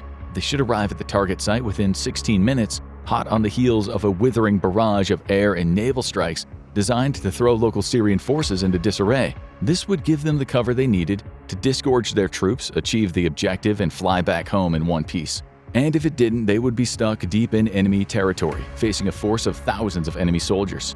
0 hours, 2 minutes before go time. The F-35s were not invisible, simply very difficult to target. To lull the Syrians into complacency, the IDF had flown several flights of the stealth fighters inside Syrian airspace, near the target but not over it. The intermittent radar contacts over a week of flights had never manifested into a solid enough lock to be worth firing a missile at. Whatever jets the Damascus government had left were better left on the ground rather than end up eating Israeli missiles. After a week of frustration, the radar operators were wary, but hadn't felt the need to raise the alarm. Likely just another surveillance flight. It was no secret the F-35s regularly operated in Syrian airspace, they just couldn't do anything about it. But things changed quickly. Fleeting radar contacts sharpened for just a moment, then again in a pattern. At first, the Syrian radar operators were baffled. The signals didn't match any known aircraft profile. One young soldier, sharper than the rest, felt a chill run down his spine. And now, with growing horror, he realized exactly what he was seeing. The telltale disruption caused by bomb bay doors opening. The invisible jets were no longer just passing through. They were about to strike. Explosions rocked various sites southeast of Damascus, followed by more strikes launched from Israeli corvettes stationed just off the coast. The Harpoon 2 missiles had been repurposed for land attack, and despite an aging missile with questionable effectiveness and modern ship-to-ship combat, it more than did the job against Syrian defenses. F-15s flying behind the screening F-35s launched their own attacks using standoff satellite-guided munitions. These bombs targeted the roads leading in and out of the target facility, codenamed Deep Layer. The missile production and assembly facility had cost Iran nearly $100 million to build and harden against Israeli aerial attack. With ongoing fighting in Syria and constant interdiction raids by the IDF, Iran had adapted its strategy. Instead of smuggling rockets and guided missiles into Syria, risking interception at every turn, it had opted for a far more effective approach, building them on site. The destruction of 2 overground assembly plants by the IDF further convinced Iran that it needed to go underground. It had been a significant investment of funds and time starting in 2017, but with a capability to build hundreds of missiles a year, it was well worth the cost. From deep layer, Iran could feed a steady supply of new generation and extremely dangerous missiles straight to Hezbollah. For Israel, this was completely unacceptable. Since the start of the war in Gaza, Israel had systematically worked to destroy Iran's ability to reinforce and replenish its terror network allies across the region. Israel had been aware of the facility's construction the moment it began, but it had deferred any attempt to destroy it for fear of igniting regional tensions. With the start of the war in Gaza, though, and the facility nearing full operational capacity, the time was now. The Iranians knew Israel had access to US-made deep-penetrating munitions, specially made to destroy targets deep underground, but deep layer would prove a challenge even for these weapons. Buried up to 430 feet under a solid granite mountain, it would take nothing short of an underground nuclear strike to destroy the sprawling facility. Instead, Israel set to destroy it from within, risking the lives of 120 of its most elite soldiers deep behind enemy lines. The air package included 21 multi-role fighters, most in strike configuration to take out Syrian ground targets, with a few flying cover in case of Syrian air response. A fleet of recon aircraft and drones kept an eye on Syrian forces while snooping on electronic chatter. As the 4 transport helicopters began to land outside the facility, one of those drones spotted trouble. Dozens of soldiers were rushing toward the facility, itself essentially a massive underground shelter. A pair of F-15s received an emergency retasking as the 4 helicopters began to disgorge their troops directly in front of the main entrance to the facility. The Apaches took up an orbital pattern to provide air cover for the troops below them. The F-15s dropped 4 500-pound bombs on the road, leading directly to the facility, the advancing troops hesitating in the blistering wake of the devastating onslaught. 300 miles away on an Israeli airfield, another pair of F-15s were taxiing, their wings loaded with ordnance and ready to join the fight. The transport helicopters lifted off, setting back down again on a field not far away, their engines idling and medics preparing equipment to receive any wounded. A security element set up a screen around the helicopters, but if the approaching Syrian troops were undeterred by the air attacks, there was little they could do to stop such a massive force. They'd have to either die holding their positions or climb back aboard their helicopters, leaving their comrades inside the facility to their fate. The facility was shaped like a horseshoe. The commandos sprinted towards the entrance, a massive reinforced gateway carved into the mountainside, the point where raw materials were discreetly brought in for assembly. Just a few hundred feet below them, another opening loomed, the exit, where fully assembled missiles were quietly loaded onto trucks, ready for transport to their final destinations. 30 men rushed to this side of the facility, ensuring that any enemy forces inside were trapped if they tried to escape. At the main entrance, a heavy machine gun opened fire on the onrushing soldiers. In response, a brief hail of accurate gunfire from a half-dozen rifles rang out, along with several 40mm grenades fired from under-barrel grenade launchers. The Syrian guard post was overwhelmed and destroyed. As the breaching team prepared to enter, another team ran to the top of a nearby hill. Once there, they set up a perimeter, then shrugged off heavy backpacks, laying them flat on the ground and unzipping them. The open backpacks revealed a small fleet of medium-sized drones capable of being used as anti-vehicle weapons, but carrying a small contingent of anti-personnel bomblets they could dispense first. While pilots donned headsets, the rest of the team scanned for threats. Soon, the drones took to the air, on the lookout for enemy soldiers and ready to eliminate them. The main doors to the facility would be the biggest obstacle. By now, it was no secret anymore what Israel's goals were. There was no point in remaining quiet. Demolition experts carefully set up C4 charges along weak points of the doors, then rushed to a safe distance before detonating them. The doors were as blast-proof as Mossad's intelligence had said, though. It took just under an hour and multiple charges to finally force the doors open. Inside the first set of doors, though, as promised by Mossad's intelligence, were 2 old forklifts. They were in good working condition but decades old, exactly the same type and model as purchased from a junk vendor outside Damascus nearly a year ago. Several of the commandos had trained with the purchased and repaired forklifts until they were experts at their use. Using the arms of the forklift and sliding them under the second set of doors, it took less than a minute to breach the final 2 layers of security. Outside, the orbiting Apaches unleashed a volley of rockets and cannon fire on an advancing troop of Syrian soldiers. A nearby Syrian army post was meant to provide security to the facility, which only had a small contingent of actual guards directly on site. Nobody had dreamt Israel would be bold enough to launch a raid this deep in enemy territory. Now that assumption was costing the Syrians dearly. The Israelis had bombed the road and damaged it so much that vehicles couldn't get through. The soldiers brought up a bulldozer and used it to start carving a way through the destruction, clearing a path for the Syrian army vehicles. IDF commandos providing overwatch met the incoming bulldozer with rifle and machine gun fire. But the giant scoop provided shelter. A loitering drone zipped across the sky to the bulldozer and dropped like a bird of prey, just narrowly missing the cab. The blast, however, damaged the hydraulics, which caused the scoop to drop. An Israeli soldier took the opportunity to place a well-aimed burst of rifle fire straight through the front window, killing the driver.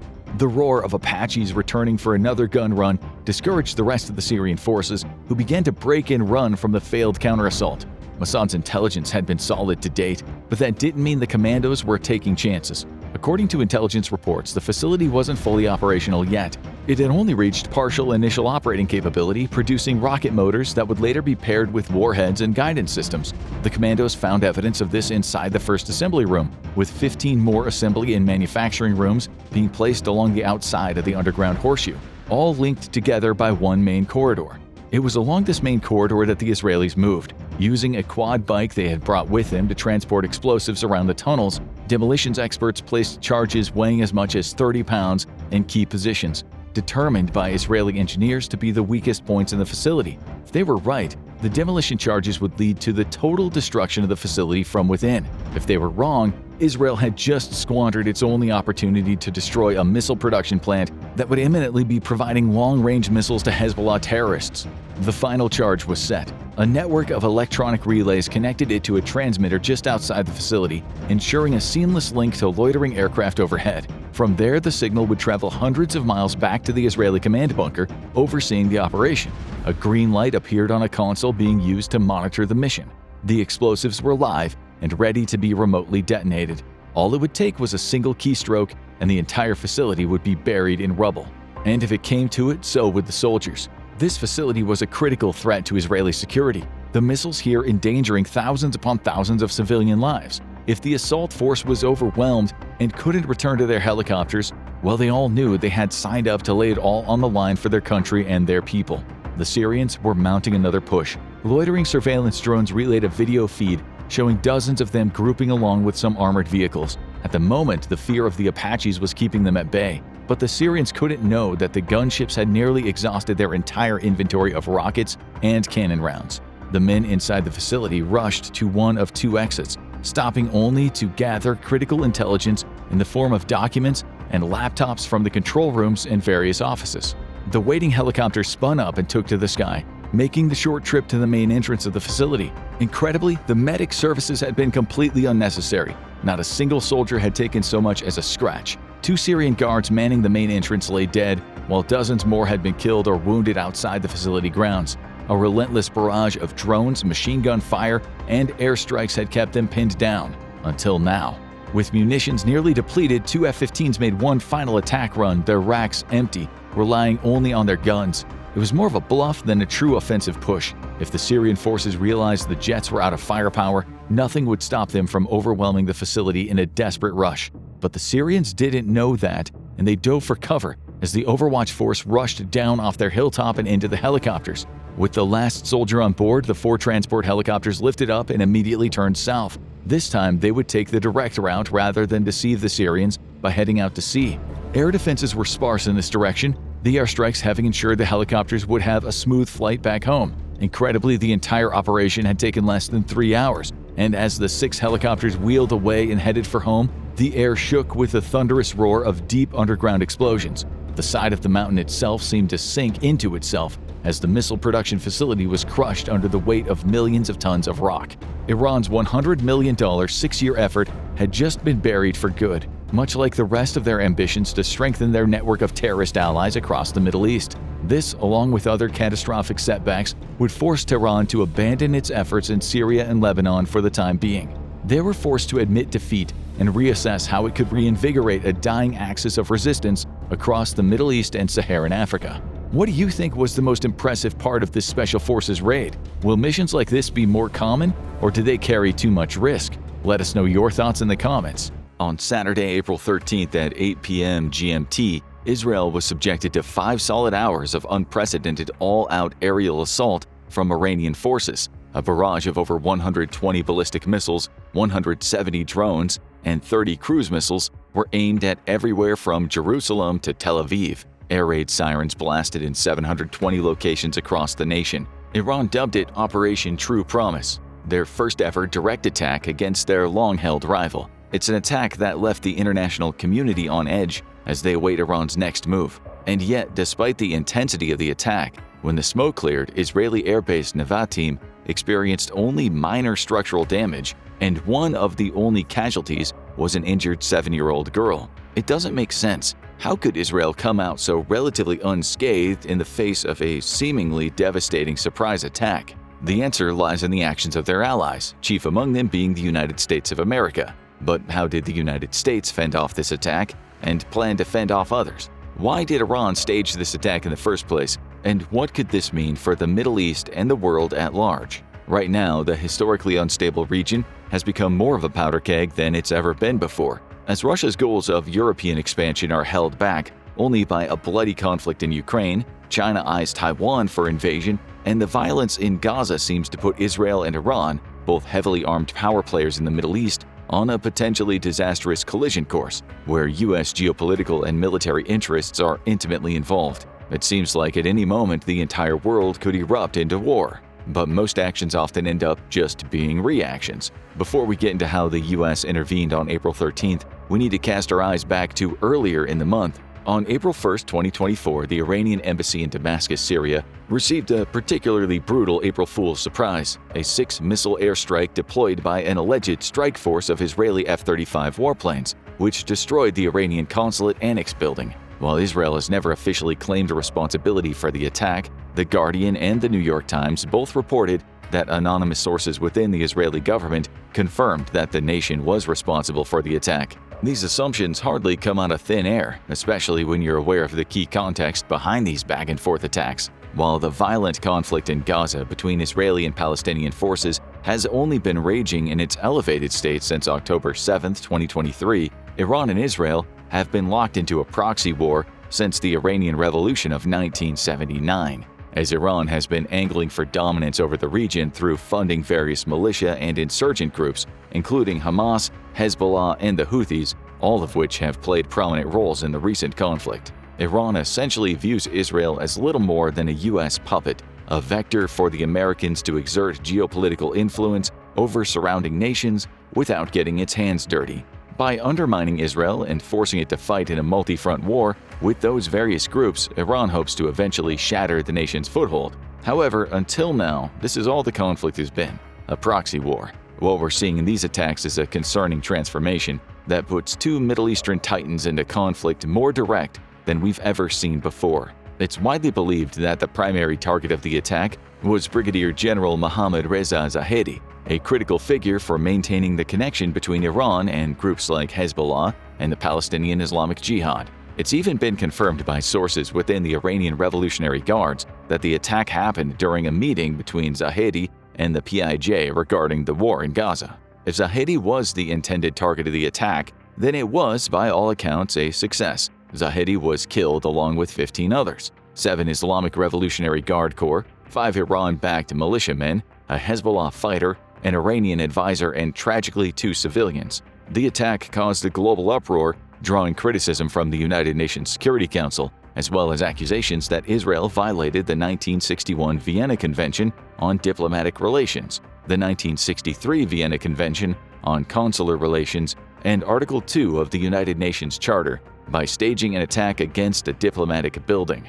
Peter Beaumont and Emma Graham Harrison of The Guardian also criticized the attack as an extremely risky act of escalation, suggesting that Israel had, quote, bulldozed through every red line to attack a location that Tehran maintains was tantamount to attacking Iranian soil. However, none were more enraged than Iran and Syria themselves, along with their associated groups. Iran was particularly galled given that Zahedi was their most high-ranking military official to be assassinated since the U.S. strike that killed General Qasem Soleimani in January 2020. In the aftermath of the attack, Iran's Supreme National Security Council, chaired by President Ebrahim Raisi, convened to discuss and plan appropriate reprisals. Supreme Leader Ayatollah Ali Khamenei said of the matter, we will make them regretful about the crime and similar acts. As the situation seemed to spiral rapidly out of control, U.S. Deputy Ambassador to the United Nations Robert Wood urged a calm and measured approach from Iran and its allied groups, including Hamas, Hezbollah, and the Houthis.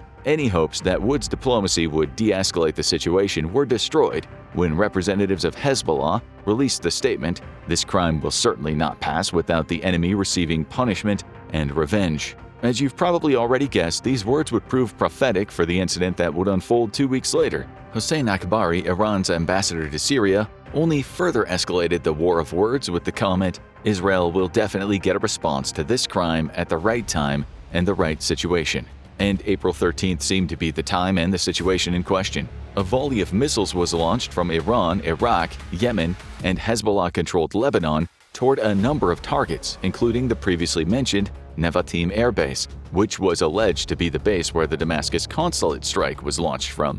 This is where Israel's allies came in: the United Kingdom, France, Jordan, who shot down missiles that passed through Jordanian airspace, and of course the United States. So, returning to our central question, how did the US actually play such a key role in defending Israel from the Iranian sneak attack? It has everything to do with the assets it has stationed in the region. 2 U.S. Navy destroyers, the USS Carney and the USS Arleigh Burke, were stationed in the Mediterranean Sea, where they were able to intercept and destroy at least 6 of the Iranian missiles. The Carney had already earned its stripes in the last few months as it fended off attacks from Houthi rocket launchers and explosive drones in the Red Sea. So it was already prepared for a sneak attack like this. However, it wasn't the only seaborne asset that was vital in helping the U.S. intercept the hundreds of Iranian missiles. The Air Force's 494th and 355th Fighter Squadrons also pulled their weight, according to the White House, achieving dozens of death-defying aerial takedowns. A Patriot missile defense battery based in Erbil, Iraq, also came into play, intercepting and destroying a number of the Iranian weapons. According to retired General Frank McKenzie, the former head of U.S. Central Command, this is considered by many to be a devastating loss for Iran. The missiles expended in the attack were not an insignificant portion of Iran's 3,000 missile stockpile. Also, according to McKenzie, the U.S. utilizes satellite tracking to keep tabs on Iran's stockpile and to provide an early warning system for potential launches, hence why the attack was able to be intercepted and destroyed without incident. After the dust settled, U.S. President Joe Biden released a statement saying, "At my direction, to support the defense of Israel, the U.S. military moved aircraft and ballistic missile defense destroyers to the region over the course of the past week. Thanks to these deployments and the extraordinary skill of our service members, we helped Israel take down nearly all of the incoming drones and missiles." However, while averting the loss of life is always a victory, the attack has left an aftermath of chaos in the Middle East. Inside Israel, political tensions have heightened as Israel's opposition leader Yair Lapid has accused current Prime Minister Benjamin Netanyahu of weakening the country's deterrence policy, long thought to be a key pillar in the nation's defense. While the attack has left the embattled Prime Minister with a temporary popularity polling bump domestically, there is no denying that the attack is evidence of deterrence falling short. Commentator Ben Caspit echoed the thoughts of Israeli domestic critics. The Iranians have lost their sense of fear. No more proxies, undercover agents, and covert terror attacks. From now on, it is Iran against Israel out in the open. Israeli deterrence, which got Iran to swallow its pride every time anew and not attack Israel directly, has now been shattered. This would be bad enough on its own, but some commentators have also observed the dark side of the loose coalition of allies that came to defend Israel during the Iranian attack. It's raised a disturbing question for Israel. Can they still rely on themselves for defense in the absence of allies like the United Kingdom, France, Jordan, and the United States? Obviously, this puts Israel in a position that isn't advantageous for anyone. If they want to reaffirm the power of their deterrence policies, they need to strike back against Iran with sufficient force to make an example of them for daring to cross the line. Elements of Netanyahu's inner circle were already gunning for this, such as Israel's far-right National Security Minister Itamar Ben-Gvir, who had already encouraged the Israeli war cabinet to, quote, "go crazy" in response to Iran's attack. Rear Admiral Daniel Hagari, the spokesman for Israel's military, also responded, "We cannot stand still in the face of this kind of aggression." The assembled war cabinet proposed a series of response options, as well as the potential major drawbacks of each one. The first was conducting a strike against an Iranian allied target like Iraq or Lebanon, which came with the drawback of seeming, to the members of the War Cabinet, underproportioned to Iran's direct attack on Israel. The second option was a strike against a symbolic target in Iran, which carried the drawback of potentially souring relations with the conflict-averse United States. The third option was to conduct a cyber attack on Iran's infrastructure, but this was also deemed as not a proportional response and may have also come with the additional downside of showing Israel's hand too early when it comes to its cyber capabilities. The fourth option was to increase the number of Iran-targeted assassinations performed by Mossad, Israel's security service. But Israel wouldn't directly claim responsibility for those assassinations, losing the propagandistic element of a response to Iran's attack. One thing seemed unanimously clear: Israel couldn't just turn the other cheek on this. This is understandably where allies on both sides of the conflict started to get nervous. The analyst and journalist Daoud Kuttab commented that the conflict between Israel and Iran has left the rest of the Arab world terrified of what another regional war could do to an already devastated region. And if it is to take place, there will be not just regional but global repercussions. Any regional Iranian-Israeli conflict will pull in the Gulf countries, but also the US, Russia, and China, creating a potentially explosive global confrontation. Kuttab is far from the only one who believes this conflict could boil over with catastrophic consequences. While the US was more than happy to defend Israel from attack, they drew the line at getting involved in any kind of proactive conflict. U.S. Secretary of State Antony Blinken called Benny Gantz, an Israeli minister and member of the War Cabinet, to stress the fact that while the U.S. would not tell Israel what to do, personally, heightened tensions with Iran wouldn't benefit anyone.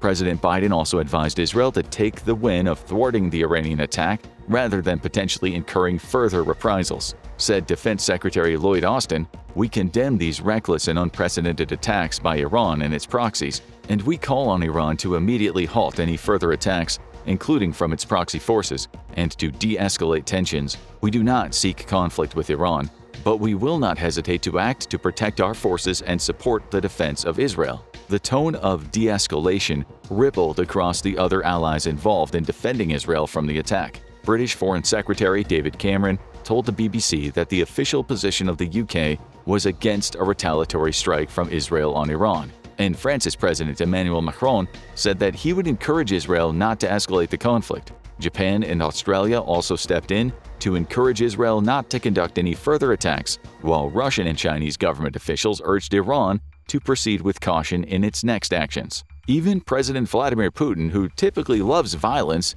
in the ways that fish love water, expressed hope that all sides would show reasonable restraint and prevent a new round of confrontation fraught with catastrophic consequences for the entire region during a call with President Raisi. A joint statement from a G7 leader emergency meeting read, "We demand that Iran and its proxies cease their attacks, and we stand ready to take further measures now and in response to further destabilizing initiatives." There was good reason for international concern about a sudden spike in conflict. After Israel declared that it would retaliate, President Raisi of Iran warned that a swift Iranian response would be inevitable, one that he claimed would leave little left of the Israeli regime. These threats didn't seem to be entirely hot air either, as Iran announced its intentions to deploy warships to the Red Sea to protect Iranian shipping interests. However, if you read between the lines here, and you really don't have to read all that closely, you can see that this is clear saber-rattling from the Iranians. One thing is absolutely clear,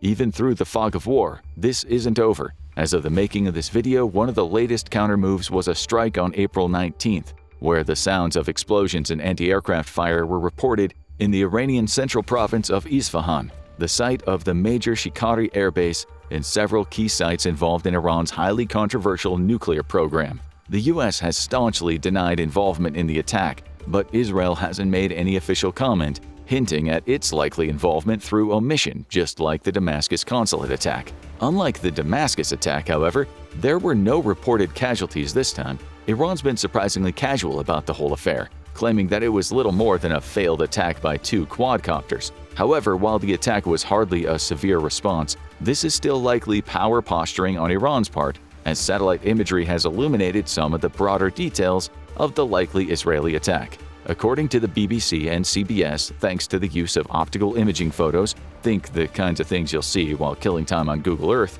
and synthetic aperture radar satellite imagery, which uses satellite-based radio waves to map the surface of the Earth, we can see that some minor damage was caused to the Iranian airbase. The base featured an S-300 air defense system, composed mainly of vehicles equipped with radars and missile equipment, that in before and after photos was shown to have been damaged by the Israeli strike. According to both Iran and the UN's International Atomic Energy Agency, none of the nuclear facilities were harmed in the strike, and Iran has not shared any intentions to respond or escalate despite their earlier threats. So why this attack? What would Israel have to gain from this specific course of action? Most foreign policy experts agree that this attack was an Israeli half measure, simultaneously intended to send a message to Iran while also appeasing their international allies' desires to stave off further conflict escalation. This is also crucial, as Isfahan has also been called the cradle of Iran's nuclear ambitions. While Iran has always said that its nuclear development has been to the end of peaceful nuclear power, various members of the international community have cast doubt on this. Clearly, Israel's trying to communicate to Iran that its nuclear production facilities are not out of reach should the war escalate.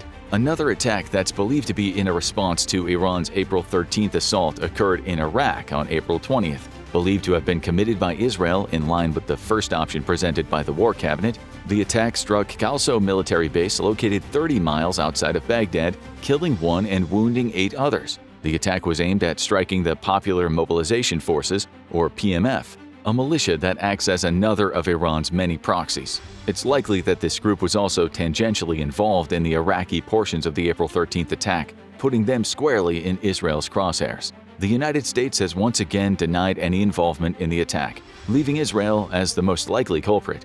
Many have wondered why Iran's response has been so muted so far, especially given that an escalation in conflict is seemingly in line with their larger plans. The answer may lie in the opinions of Saudi Arabia, as Saudi Arabia's Ministry of Foreign Affairs urged for de-escalation in the aftermath of Iran's initial attack, while also being an ally to the US, though admittedly one with rather large caveats when you take a magnifying glass to the fine print. Tehran has spent at least several years cozying up with the Saudis.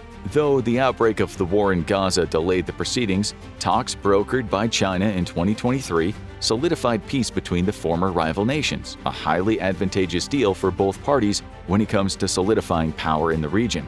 Given that President Raisi has made brokering deals like this with Saudi Arabia and the United Arab Emirates a major part of his policy platform, it's likely that the sudden de-escalation was in part a plan to appease their newest allies. So far, we've gotten lucky that this situation hasn't escalated into a region-wide war. All it would take is a single domino to fall and plunge the entire world into chaos. Let's hope that that domino doesn't fall anytime soon. It's the night of April 13th and Iran is just about to launch a massive attack on Israel. The attack is a response to what it perceives as Israeli violence. Just 13 days earlier, a strike on Iran's consulate in Damascus left 13 people dead, with Iran believing Israel to be the guilty party. It will have its revenge. At 8 p.m., Iran launches a barrage of around 300 missiles, cruise missiles, and explosive drones toward Israel. That barrage included 120 ballistic missiles, 30 cruise missiles, and around 170 drones, in what represents one of the few times that Iran has directly attacked a country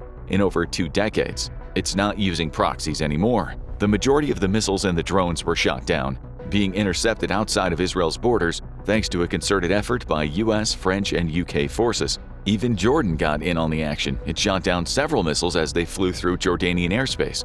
But not every missile met the same fate. Some broke through these combined anti-air defenses, with reports from Al Jazeera claiming that explosions were heard in several Israeli cities, including the capital Tel Aviv. The attack was not the most effective in the world. Israel reports that a small number of missile hits caused minor infrastructural damage to one of its bases in the south of the country. Missile fragments inflicted minor injuries to several people, with more receiving treatment for the anxiety the strike caused. The main victim was a 7-year-old girl who received severe injuries due to being struck by fragments. Whether you consider the attack a success or not, and whether it's simply a warning from Iran to Israel or a full-blown declaration of war, there is one thing that is certain. Iran has announced itself as a major player in the Middle East crisis. The question now is simple. How might Iran plan to attack Israel if a full-blown war starts? The answer? It plans to take a leaf out of Russia's playbook by using the very same strategies that Moscow's used to slowly whittle away at Ukraine.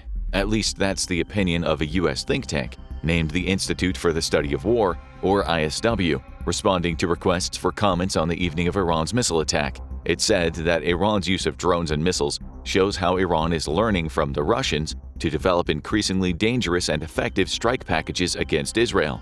That certainly seems to be the case. Over the 2+ years of the war between Russia and Ukraine, Moscow's launched literally thousands of missiles and drones into the country. Reuters highlights the scale of the assault. It claims that the first 4 months of 2024 alone have seen Ukraine fend off around 1,200 missiles, along with 1,500 drones and 8,500 guided bombs, all aimed at key targets in Ukraine's territory. Those numbers come from the country's president, Volodymyr Zelensky, who says that Kyiv simply isn't capable of keeping pace with Russia in terms of long-range missile production.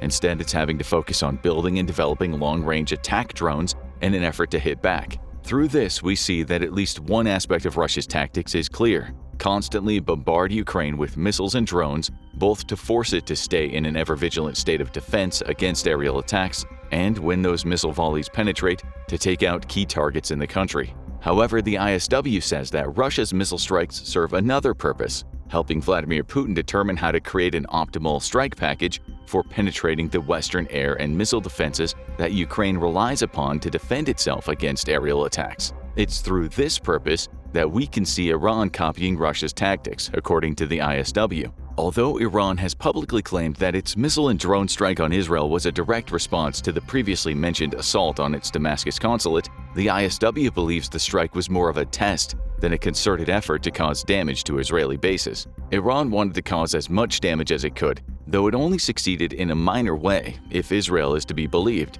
But its other goal was to determine just how powerful the defenses its missiles would be. It got its answers. Iran learned, as confirmed by U.S. Defense Secretary Lloyd Austin, that the U.S. had moved both ballistic missile and aircraft defense systems into the region surrounding Israel prior to its attack. It also saw the U.S. shoot down dozens of its drones and missiles, according to Austin, with those interceptions occurring on missiles fired not only from Iran but also from Syria, Iraq, and Yemen. Those interceptions provided Iran with valuable information.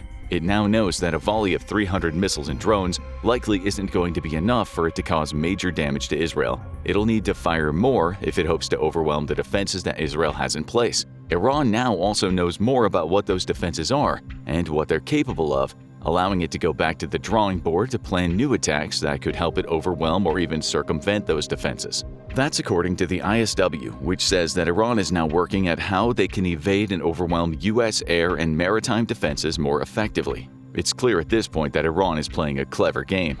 Its first missile and drone volley may not have been designed to cause major damage to Israel, despite the proclamations that it was a retaliation for the Damascus attack. Rather, as so often is the case with Iran, that attack was used as an excuse for Tehran to test out a tactic that it has seen Russia use to great success in Ukraine. It figured out that a volley of 300 is not enough. It'll need to fire more or attack from different directions in the future if it hopes to copy Russia's tactics in Ukraine. But all of that brings us to an important question. If it's clear that Iran is learning from Russia's missile offensive in Ukraine, according to the ISW, would it even be capable of following its lead to launch a similar offensive against Israel? To answer that question, we need to start digging into some numbers. We'll start with Russia and its missile and drone stockpiles. As you would imagine, those stockpiles have been massively depleted since the beginning of the Ukraine conflict, especially given that Russia has so consistently used both weapons to attack Ukraine, so the numbers are difficult to come by. One report published by Yahoo News in November 2023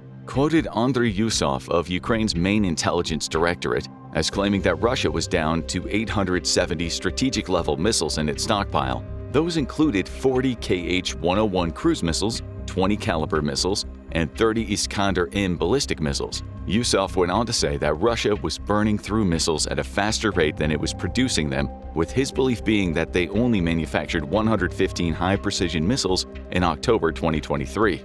But something doesn't add up here. Earlier, we told you that Russia fired 1,200 missiles into Ukraine in 2024 alone. How could it do that if it only had a stockpile of 870 leading into the winter of 2023? Part of the reason it's been able to sustain its attacks is that it produces missiles at a fairly high rate. Back in May 2023, Ukraine's main Directorate of Intelligence stated that Russia was producing 25 Caliber missiles monthly, along with 35 X-101 missiles, 5 9M723 ballistic missiles, and 2 Kinzhals. And as we learned from Yahoo News, the country has increased its missile production capabilities since then to the point where it's building at least 115 missiles per month. Even if it's unable to sustain the sheer levels of missile attacks we've seen in the war up to this point, Russia's high production levels will at least give it enough missiles to continue attacking. Then there's the ineffectiveness of the sanctions designed to prevent Russia from acquiring materials and missiles that come into play. That's according to the Center for Strategic and International Studies, or CSIS, which published a piece in June 2023 with a stark warning that Russia isn't going to run out of missiles, though it highlighted that Russia spent much of 2022 expending long-range missiles in its assault on Ukraine. It also pointed out that 2023 saw no slowdown in these strikes. According to CSIS, it appears likely that Russia will be able to produce or otherwise acquire the long-range strike capacity necessary to inflict significant damage upon Ukraine's people, economy, and military. It's the otherwise acquire part of that quote that deserves the extra attention. In addition to producing its own missiles, Russia's believed to be buying missiles from other countries that it's then using to strike Ukraine. That's according to Washington, which claimed in January 2024 that Russia has started using missiles purchased from North Korea in Ukraine. The White House didn't state precisely which missiles Russia's buying from Pyongyang. Instead, it released a graphic that appears to show North Korean-made KN-23 and KN-25 short-range ballistic missiles, or SRBMs, capable of traveling about 500 miles to support its claims. For what it's worth, Russia and North Korea have repeatedly denied conducting any arms deals. However, South Korea claimed in November 2023 that North Korea had sent at least 2,000 shipping containers to Russia via Rason, a North Korean special economic zone. They're suspected to have contained missiles along with rifles, artillery shells, and other military equipment. A month later, Reuters also reported that Russia had been sourcing missiles from another country, Iran. In a February 2024 report, the news outlet claimed that Russia purchased 400 missiles from Iran, mostly from Iran's Fateh 110 family of SRBMs, with most being capable of striking targets between 186 and 435 miles away. Those shipments began in January, though Tehran and Moscow refused to comment on them. Why is all of this information important? In the context of Russia's continued missile strikes, having a continued supply of missiles to replenish its depleting stocks is critical. We now know that Russia's producing at least 115 new missiles per month, maybe building more as it keeps ramping its production up, and it's likely importing missiles from North Korea and Iran at the very least.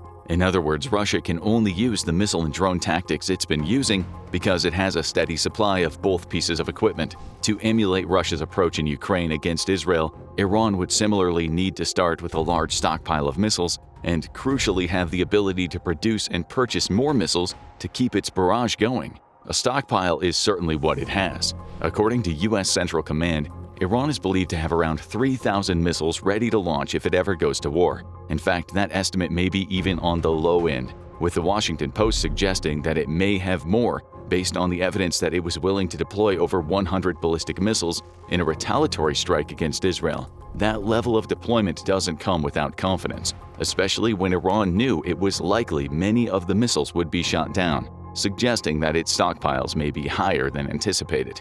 We also know a little more about the types of missiles that Iran might use if it started launching continuous missile strikes against Israel. The Washington Post says that the 3 ballistic missiles used in the April 13th attack were the Khyber-Shekan, the Imad, and the Ghedar. All 3 are medium-range ballistic missiles, or MRBMs, capable of traveling at least 900 miles. Specifically, the Khyber-Shekan can travel up to 900 miles while carrying an 1,100-pound warhead. The Imad can go further and carry heavier loads, being capable of reaching targets up to 1,056 miles away with a 1,650-pound warhead. And the Ghedar can travel even further than that, 1,211 miles with a 1,760-pound warhead. The Washington Post also points out that Iran fired Paveh cruise missiles in the attacks, which can also travel about 1,000 miles. Add to all of this the missiles that Iran didn't use. These include the Shahab-3 and the Sejil-1, which are both MRBMs capable of reaching Israel. Iran's President Ebrahim Raisi was also quick to point out that the initial volley of 300 missiles and drones was never meant to be a large-scale action. Hailing the strike as a success, He was quick to say, if it was supposed to be a large-scale action, nothing would have been left of the Zionist regime. Still, digging into the numbers may reveal that Iran wouldn't be capable of emulating Russia's missile-based approach in Ukraine over a long period. If we take the estimates that Iran has 3,000 missiles as given, and even assume that all those missiles are capable of reaching Israel, we can stack that number up against Russia's output. Earlier, we learned that Russia has fired about 1,200 missiles at Ukraine during the first 4 months of 2024. If Iran hit the same volume, its missile stockpile would be completely depleted in about a year. There may be other problems for Iran to confront too. For instance, John Krzyzaniak, who's a researcher at the Wisconsin Project on Nuclear Arms Control, disputes Raisi's claims that the April 13th attack on Israel was a limited display of Iran's missile and drone capabilities. He believes it was the opposite, claiming that Iran basically threw everything it had that could reach Israel's territory. His conclusion after studying the strike was that Iran had used a little bit of everything it had, barring the previously mentioned Shahab-3 and Sejil-1 systems. Furthermore, those missiles may have been excluded as a show of power by Iran or an attempt to prove that it didn't need to use every type of missile in its arsenal to conduct a strike, or they may not have been used because they're not reliable enough. That's according to Fabian Hertz, an analyst at the International Institute for Strategic Studies. Based in Berlin, he claims that the Shahab-3 wasn't used simply because it's too old, meaning it wouldn't stand a chance of penetrating American or Israeli missile defense systems. As for Sejil-1, he says the missile's still very much a mystery, with the little information available on it coming from its extremely occasional use in training maneuvers. An age problem could still be at play, only this time Sejil-1 may be too new to be ready for deployment. So we end up with a mixed picture here. In terms of pure numbers, Iran appears to have enough missiles to launch a sustained attack against Israel in the same vein as the one Russia launched against Ukraine. At least it could do so for about a year. After that point, its stockpiles would be completely depleted. Worse yet, if the analysts at the Washington Post quoted are correct, Iran's strike proved that Israel, with help from its allies, can defend itself against the best Iran has to offer, and that Iran might not even use some of its stockpiles because its missiles are too old or too new. But there's still an aspect of Iran's attack and Russia's strategy that we haven't even covered yet: drones. It's possible that Iran might look to shore up its flagging missile numbers with drones as a fight with Israel dragged on.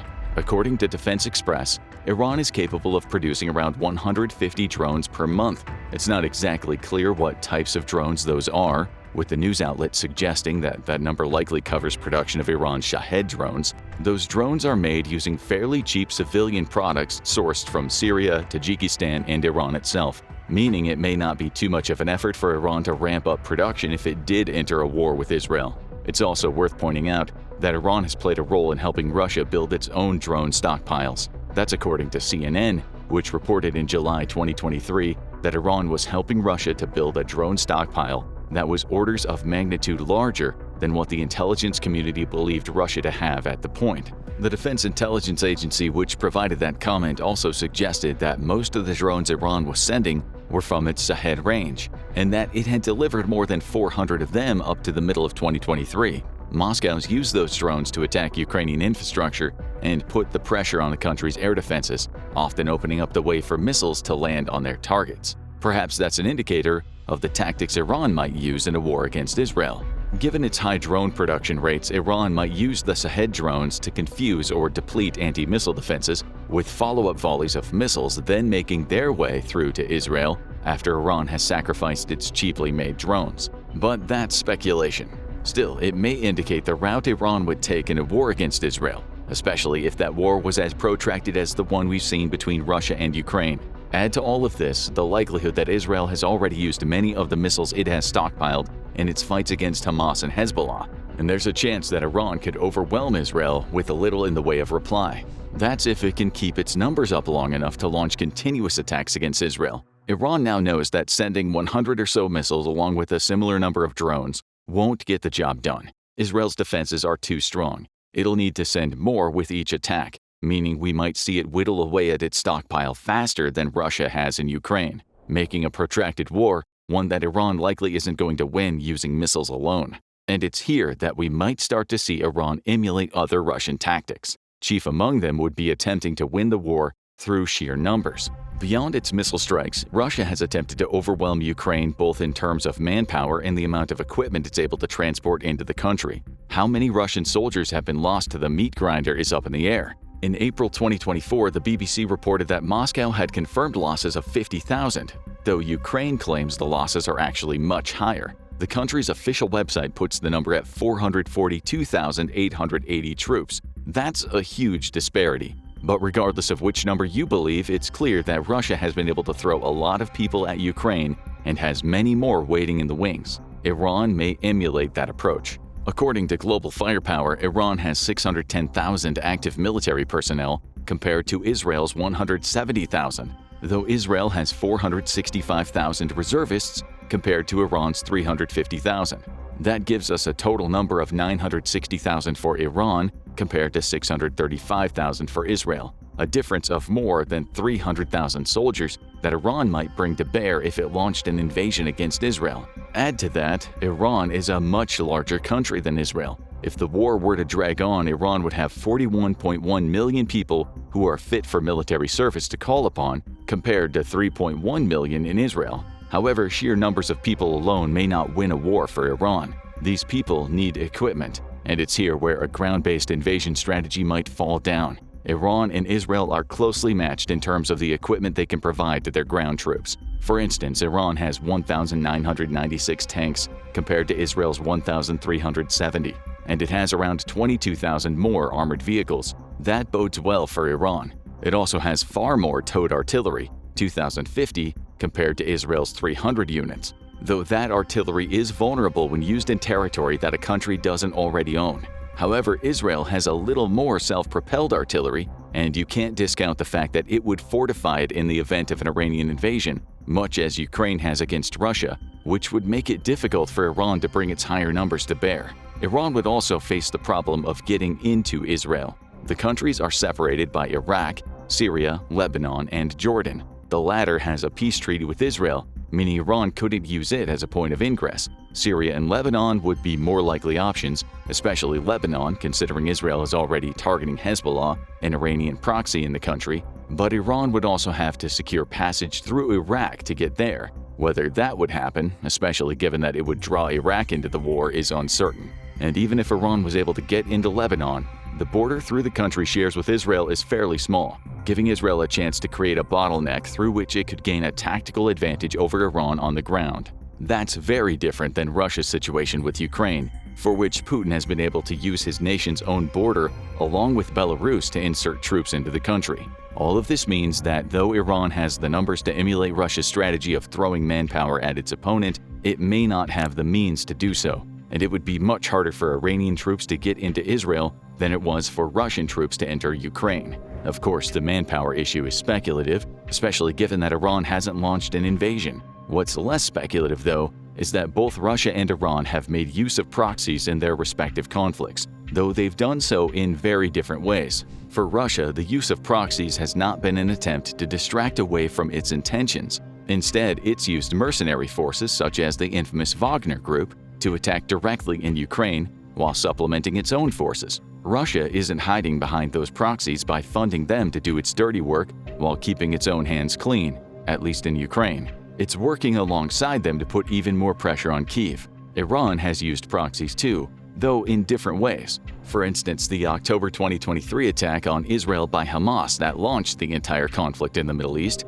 could be considered an attack by Iran by proxy. The Washington Institute argues that Iran has funded, armed, and trained Hamas for decades, with the implicit agreement likely being that this backing comes in return for Hamas conducting operations that are favorable to Iran in the Middle East, operations like Hamas's attack on Israel. The Council on Foreign Relations points out that Iran has had a similar relationship with Hezbollah, which Israel has confronted in Lebanon. Plus, it has a relationship with the Houthis in Yemen, and it's likely supplying them as they launch attacks on commercial vessels in the Red Sea. It's not outside the realms of possibility that Iran would use all of these proxy insurgent groups in its war against Israel, similar to how Russia uses its paramilitary proxies in Ukraine.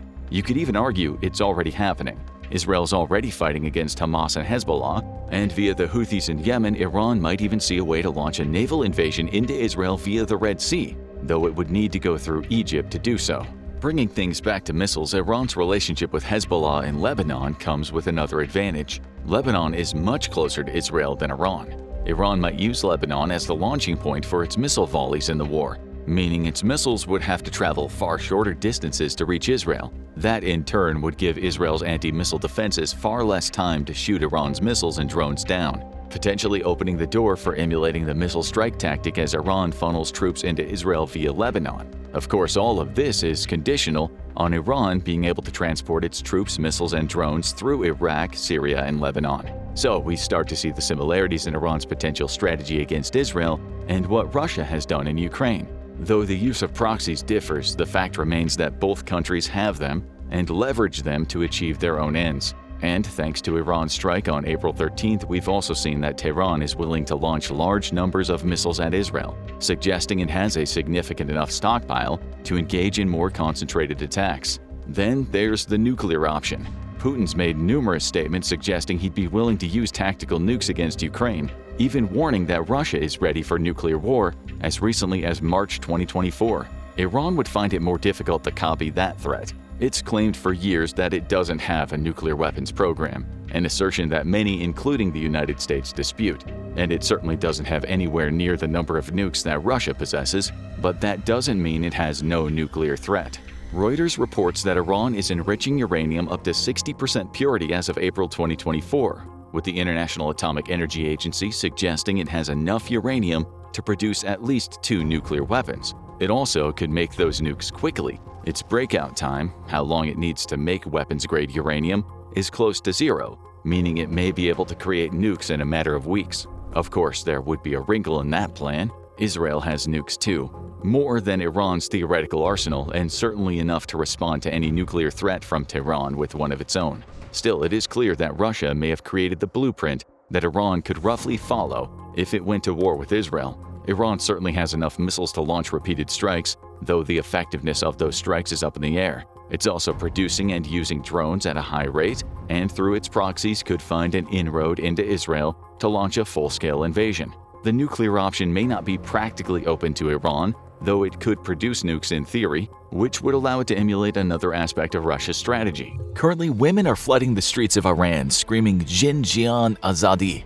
These 3 words translate to women, life, freedom, and have many in the Iranian government nervous about what the future may hold. For too long, women have been oppressed in the country, and it seems like this very moment may be a crucial turning point in history. The truth is, Iran has not always been this way. Women used to enjoy much more freedom in the country. The revolution that looms on the horizon could tear down the oppressive laws that have ensnared the nation since 1979, and it will be women who lead the charge. Before we can understand what's happening at this moment in time, we need to look back at Iran's history.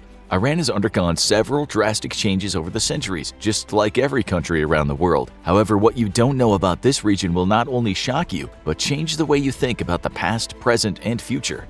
Sometime between 13 and 1400 years ago, Islam came to the part of the Middle East that would eventually become Iran. However, before this happened, this part of the world was progressive in many ways, even by today's standards. The religion followed by many at the time was called Zoroastrianism, and it provided a framework for a society that considered men and women much more equal than the current interpretation of Islam in Iran today.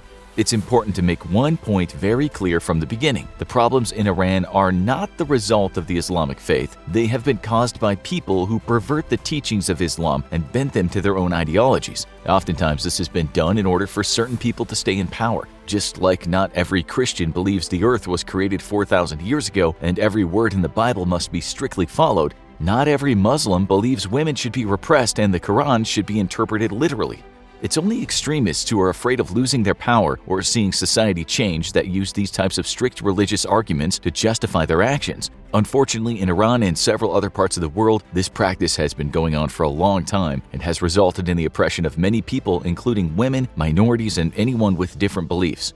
Before this shift in ideology came about in Iran, women were able to hold leadership roles in the government and other decision-making bodies. They could be high-ranking commanders in the military and even rule as queens in certain circumstances. Everything was not perfect before the 700s, but the laws and belief systems in the region were much more liberal and progressive than some of the laws in place today. So, what happened and how did we get here? Again, we'll say this one more time in case we're not clear before. It's not because of the Islamic faith, but it very much is because of the people in power. Although there might be another player involved that might shock you or might not, depending on how much you know about the CIA. During the time of Zoroastrianism, there were still plenty of wars, strife, and persecution in Iran. However, overall, there were more freedoms and equality between the two sexes. Things obviously weren't perfect, but it seems like society was evolving in a way that would make it more inclusive. When the Islamic faith swept through the Middle East, there were still rulers, emperors, and queens, as there had been before, but religion became centered around the Quran and the teachings of Muhammad. In the coming centuries, Iranians would defend their homeland from invading forces such as the Mongols and the Europeans trying to colonize the region. Just like the rest of the world, peace was hard to come by, and by the 20th century, Iran was in a similar position as many other nations that had resources European countries wanted. During the 19th century, Iran came under the influence of Russia for several decades after the Russo-Persian War ended in 1828. However, it was in 1921 when a military commander by the name of Reza Khan seized power that the foundation for modern Iran was set. In 1925, Reza Khan became the Shah, or ruler of the country, similar to the old dynastic kings that had absolute power from centuries before, and became known as Reza Shah Pahlavi. It was in 1935 that the country formally adopted Iran as its official name. Iran still wasn't completely autonomous, as Britain and other major European powers still had an interest in the nation's oil fields. When World War II broke out, Reza Shah Pahlavi declared that Iran would remain neutral even though Britain ordered him to expel German engineers and technicians working on the oil fields in Iran. This decision didn't end well for Pahlavi, and when the Allies defeated the Nazis, he was removed from his position by British and Soviet forces. His son, Mohammad Reza Shah Pahlavi, succeeded him as ruler of Iran. Although the Shah held much of the power in the country and even expanded his control over many aspects of Iran's policies, other bodies within the government tried to maintain some semblance of power. In 1951, nationalist Prime Minister Mohammad Mossadegh tried to nationalize the oil industry, which Britain had a large stake in at the time. Since the Shah was put into power by Britain, he opposed this idea and tried to remove Mossadegh from power. However, he failed, and the Shah was forced to flee Iran. But 2 years later, the Shah came back when General Fazlollah Zahedi overthrew Mossadegh in a coup. It was here where things got a little questionable. Zahedi had a little help from an outside source, a player up until that point that had not interfered in Iran. General Fazlollah Zahedi was able to procure the men, intel, and weapons necessary to overthrow Mossadegh because he was backed by the U.S. Central Intelligence Agency. And as history has shown, when the CIA gets involved in the internal politics of a country, things don't always go to plan. Once Mohammad Reza Shah Pahlavi was put back into power, the United States and Israeli intelligence worked with the Shah to set up SAVAK. This became Iran's intelligence organization, which would later be used to do terrible things such as torturing and executing political opposition, as well as suppressing any dissent. Having an arm of the government whose job it was to enforce the will of the Shah would give later regimes the ability to oppress certain groups, such as women and minorities. However, in 1963, things were starting to look up in Iran. The Shah began implementing the White Revolution, which was a plan to westernize the social and economic principles of the country. You can probably guess who might have played a role in influencing some of the policies in this new agenda. Many in the country voiced their opposition to the Shah's new plan for the nation. Some wanted to return to a more strict theocracy, while others just wanted to maintain the cultural heritage that their families had followed for generations. Unsurprisingly, the Shah used his newly formed intelligence agency to suppress resistance to his plan and made people who contradicted him disappear. It was a dark time that conservative Muslims used to gather support and unify like-minded individuals. As the Shah promoted the liberalization of the country, Shiite leaders advocated for a return to more traditional Islamic values. One of their major qualms with what the Shah was trying to do was that it allowed women too much freedom, something that would later be taken away as the years progressed. However, some good did come out of the reforms enacted during the White Revolution. In rural areas, literacy and health corps were sent to provide support and resources for the people living there. However, this did take away much of the autonomy that the groups living in rural Iran had enjoyed for most of history. It was in these communities some of the most conservative Islamic beliefs were held, and many deeply hated the changes being forced upon them. That being said, during this time, social and legal reforms were passed that gave women more freedom and autonomy. This upset many who had enjoyed a male-dominated society ever since Iran adopted the Islamic faith over 1,000 years ago. But for women, it changed everything. For the first time in centuries, it seemed they were on a path to equality. Some women were already in higher education at the time, but with the reforms, more and more women applied and were accepted into college. Part of the reason this occurred was that the government either convinced or forced families in the rural parts of Iran to allow their daughters to attend school away from home. More women started wearing Western-style clothing such as jeans, miniskirts, and short-sleeve tops. And while many women still wore hijabs, many chose not to. Large numbers of hairdressers began to pop up around cities and towns as women started to change their hairstyles, as now they didn't need to keep their heads covered. This was all happening as women's rights around the world were beginning to advance. It was by no means perfect, but it seemed like many countries were beginning to move toward the equality of the sexes. As we know, even now, this dream has not yet been achieved, but it was moving in the right direction in Iran. Then the Islamic Revolution happened. As women's rights and more liberal policies spread across the country in the late 60s and early 70s, Iran's economy started to pick up. Hundreds of women served on elected local councils and millions had jobs. There were female judges, ambassadors, and police officers. However, not everyone was happy and things weren't perfect. The Shah had almost unlimited power and was not always using it for good. Like any dictator would do, he used his influence and savak to make sure that anyone who opposed him was silenced. At the same time, the Iranian people's expectations for their country's future began to rise. And while this was happening, the prices of oil and goods also began to rise. The Iranian people started to become more and more unhappy with the Shah and how he was running the country, as they couldn't afford certain necessities. The unfortunate part for the Shah was that he was so isolated from the discontent of the people that when he finally realized how unhappy they were, it was too late. Protests and riots began to break out. As protesters died at the hands of the military and police, people mourned them and condemned the monarchy. This vicious cycle continued for months. Protests were held, people died, and citizens became more enraged. The people of Iran were fed up with the Shah having unlimited power and not listening to their wishes. On September 8, 1978, the Shah declared martial law. It became very clear that he was losing control of the country, as martial law is always a last-ditch effort of a dictator to maintain control of their populace. Along with the protests breaking out across the nation, the workers in Iran's oil fields went on strike. This was followed by strikes in several other major industries. Rioting, mass demonstrations, and protests continued against the Shah's rule. Then, everything came crumbling to the ground. On January 16, 1979, the Shah fled Iran as he appeared to have lost all control of the country. Less than a month later, an Islamic nationalist who the Shah had exiled for political dissent, named Ayatollah Khomeini, returned to the country and stoked the fire of revolution. Ayatollah Khomeini and his supporters declared Iran a theocratic republic that would be ruled under Islamic principles. The new government removed all liberal representatives from their positions in a move to return Iran to more conservative social and religious values. And it was at this point women and many other people started to lose the rights they'd gained over the previous decades. It doesn't seem right that when the monarchy was removed and a republic was put into place that allowed for elected representatives, social norms would move backwards. But it's what happened next that explains why Iran developed into the oppressive country it is today.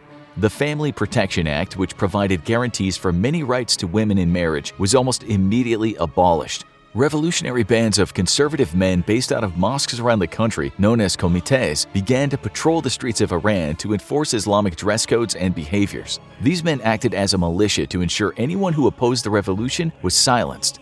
The Islamic Revolutionary Guard Corps was formed as a religious army to fight against another coup set by the CIA. However, unlike the Mossadegh coup, this one failed and only emboldened the religious militias to unleash more brutality on anyone they suspected opposed the Islamic Revolution. At the end of the revolution, Iran ended up with a democracy and a constitution that appeared to allow people to elect officials they wanted. But it came with a few caveats that would allow men with conservative Islamic beliefs to both stay in power and influence the policies of the nation.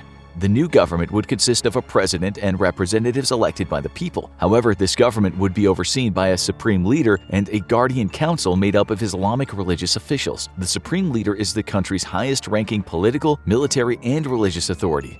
Ayatollah Ruhollah Khomeini made himself the first supreme leader after returning to the country and taking control of the revolution. Regardless of who the Iranians elected as president, there would always be an unelected religious figure who outranked them. The Guardian Council was supposedly a mix of legal specialists and religious figures who had the ability to veto any legislation they believed went against Sharia law. This meant that the conservative policies enacted after the Islamic Revolution would likely never change until the Supreme Leader and Guardian Council were disbanded, or they too were elected by the people. Unfortunately, due to the status quo that developed after the Islamic Revolution, it doesn't seem like this will happen anytime soon. Even with the Islamic Revolution poised to take away certain rights for people, there was one thing that many Iranians hated more than what was happening in the government. 52 United States diplomats and citizens were taken hostage after a militia group of Muslim student followers of the Imam's line infiltrated the U.S. Embassy.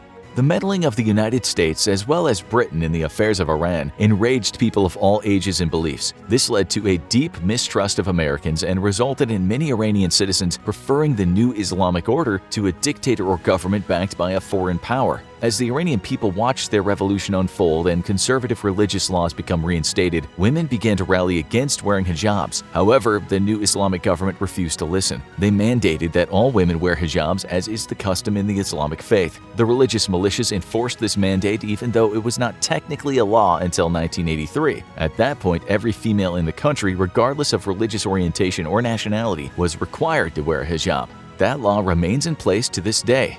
From 1979 to 1989, the new government made very little progress in terms of human rights. It was in 1989 that Supreme Leader Ayatollah Ruhollah Khomeini died, and the Assembly of Experts made up of a body of senior clerics chose the outgoing president of Iran, Ali Khamenei, to take his place. Khamenei is still the Supreme Leader of Iran to this day.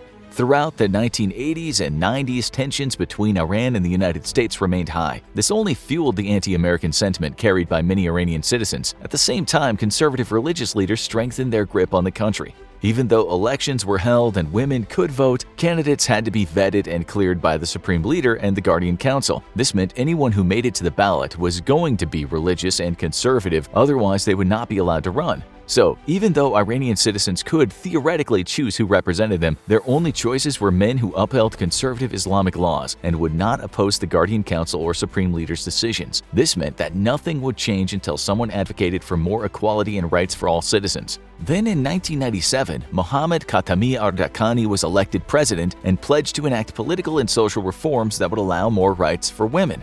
In the year 2000, allies of Khatami won 189 out of the 290 seats of parliament, giving them the majority. It seemed as if more progressive policies would finally be passed. However, progress was slow. The Guardian Council and Supreme Leader stood in the way of reforms, and the hope to move away from conservative Islamic standards and toward more equality fell by the wayside. In 2004, conservatives reclaimed control of the parliament after highly controversial elections. In the following year, thousands of reformist candidates were barred from running by the Guardian Council, which stifled the progress made in the country. This was frustrating for many, and protests began to break out. In 2005, Mahmoud Ahmadinejad, an ultra-conservative candidate, won the presidential election. It seemed as if the politics of Iran were moving in the wrong direction. Again, this was because the real power lay with the Supreme Leader and Guardian Council. The democracy of Iran was somewhat of an illusion because true reform would never be allowed to happen as long as the conservative religious bodies dictated who could run in an election and who couldn't. The results of these elections also seemed to be rigged when the conservative Islamic way of life was threatened. This almost always led to protests, with people either being locked up or killed by the government and police. In 2013, a centrist and reformist president was elected by the name of Hassan Rouhani. He advocated for more personal freedom, access to information, and an increase in women's rights. He appointed several women to his cabinet, including the first female foreign ministry spokesperson, Marzia Afkam. Rouhani was re-elected in 2017 and continued to move Iran toward more progressive goals. However, once again, in 2020, the Guardian Council intervened in the fight for equality and progressive laws. Conservatives swept many of the polls, with thousands of moderate candidates being refused the ability to run because they didn't meet the requirements of the religious governing body. In 2021, another blow was dealt to the fight for equality when Ibrahim Raisi, another ultra-conservative president, was elected. It also didn't help that the current Supreme Leader still believed that gender equality is one of the biggest misconceptions of Western thought. This brings us to what's happening right now in Iran. Women in the country are still forced to wear hijabs. Many are pushing the boundaries by literally pushing their hijab back as far as it'll go in a show of defiance. Backward laws, such as women not being able to leave the country to work without their husband's permission, are still in place. For example, one Iranian soccer player named Nilufar Ardalan wasn't allowed to play in a tournament in Malaysia when her husband forbade her from traveling. Women have been fighting for decades to regain the rights they lost after the Islamic Revolution. But again, until old men who are unwilling to relinquish their power or change the way they think are no longer allowed to dictate who can be elected and what laws can be passed in Iran, women and anyone who want to change the status quo in the country is fighting an uphill battle. However, women in Iran are strong, and they have still managed to accomplish a lot, even under an oppressive government. Iranian women constitute 60% of higher education graduates, meaning more women graduate college than men in the country. In fact, Iran can also claim to have the first woman to win the Fields Medal, the most prestigious award in mathematics. Her name was Professor Maryam Mirzakhani, and she was brilliant. It's all of these impressive accomplishments in the face of such adversity that has the religious leaders of Iran and men in power so scared. As women and reformists in Iran gain more international notoriety and support, more and more pressure is being put on the current leaders to enact change. And since women make up a majority of the educated citizens in the country, and they clearly have strong voices and a willingness to advocate for equality, the oppressive rule of the conservative religious leaders in Iran might be coming to an end. More recently, Iranian women and school-aged girls have taken to the streets in protest against the killing of 22-year-old Mahsa Amini on September 16, 2022. She'd been detained days before for wearing her hijab too loosely. The police brutality around such an erroneous charge has led women to burn their hijabs and demand reform from the government. Iranian women are the driving force behind the protests and riots, but others are joining in as well. Anyone who wants reform and progressive change is rallying around the enraged women of Iran.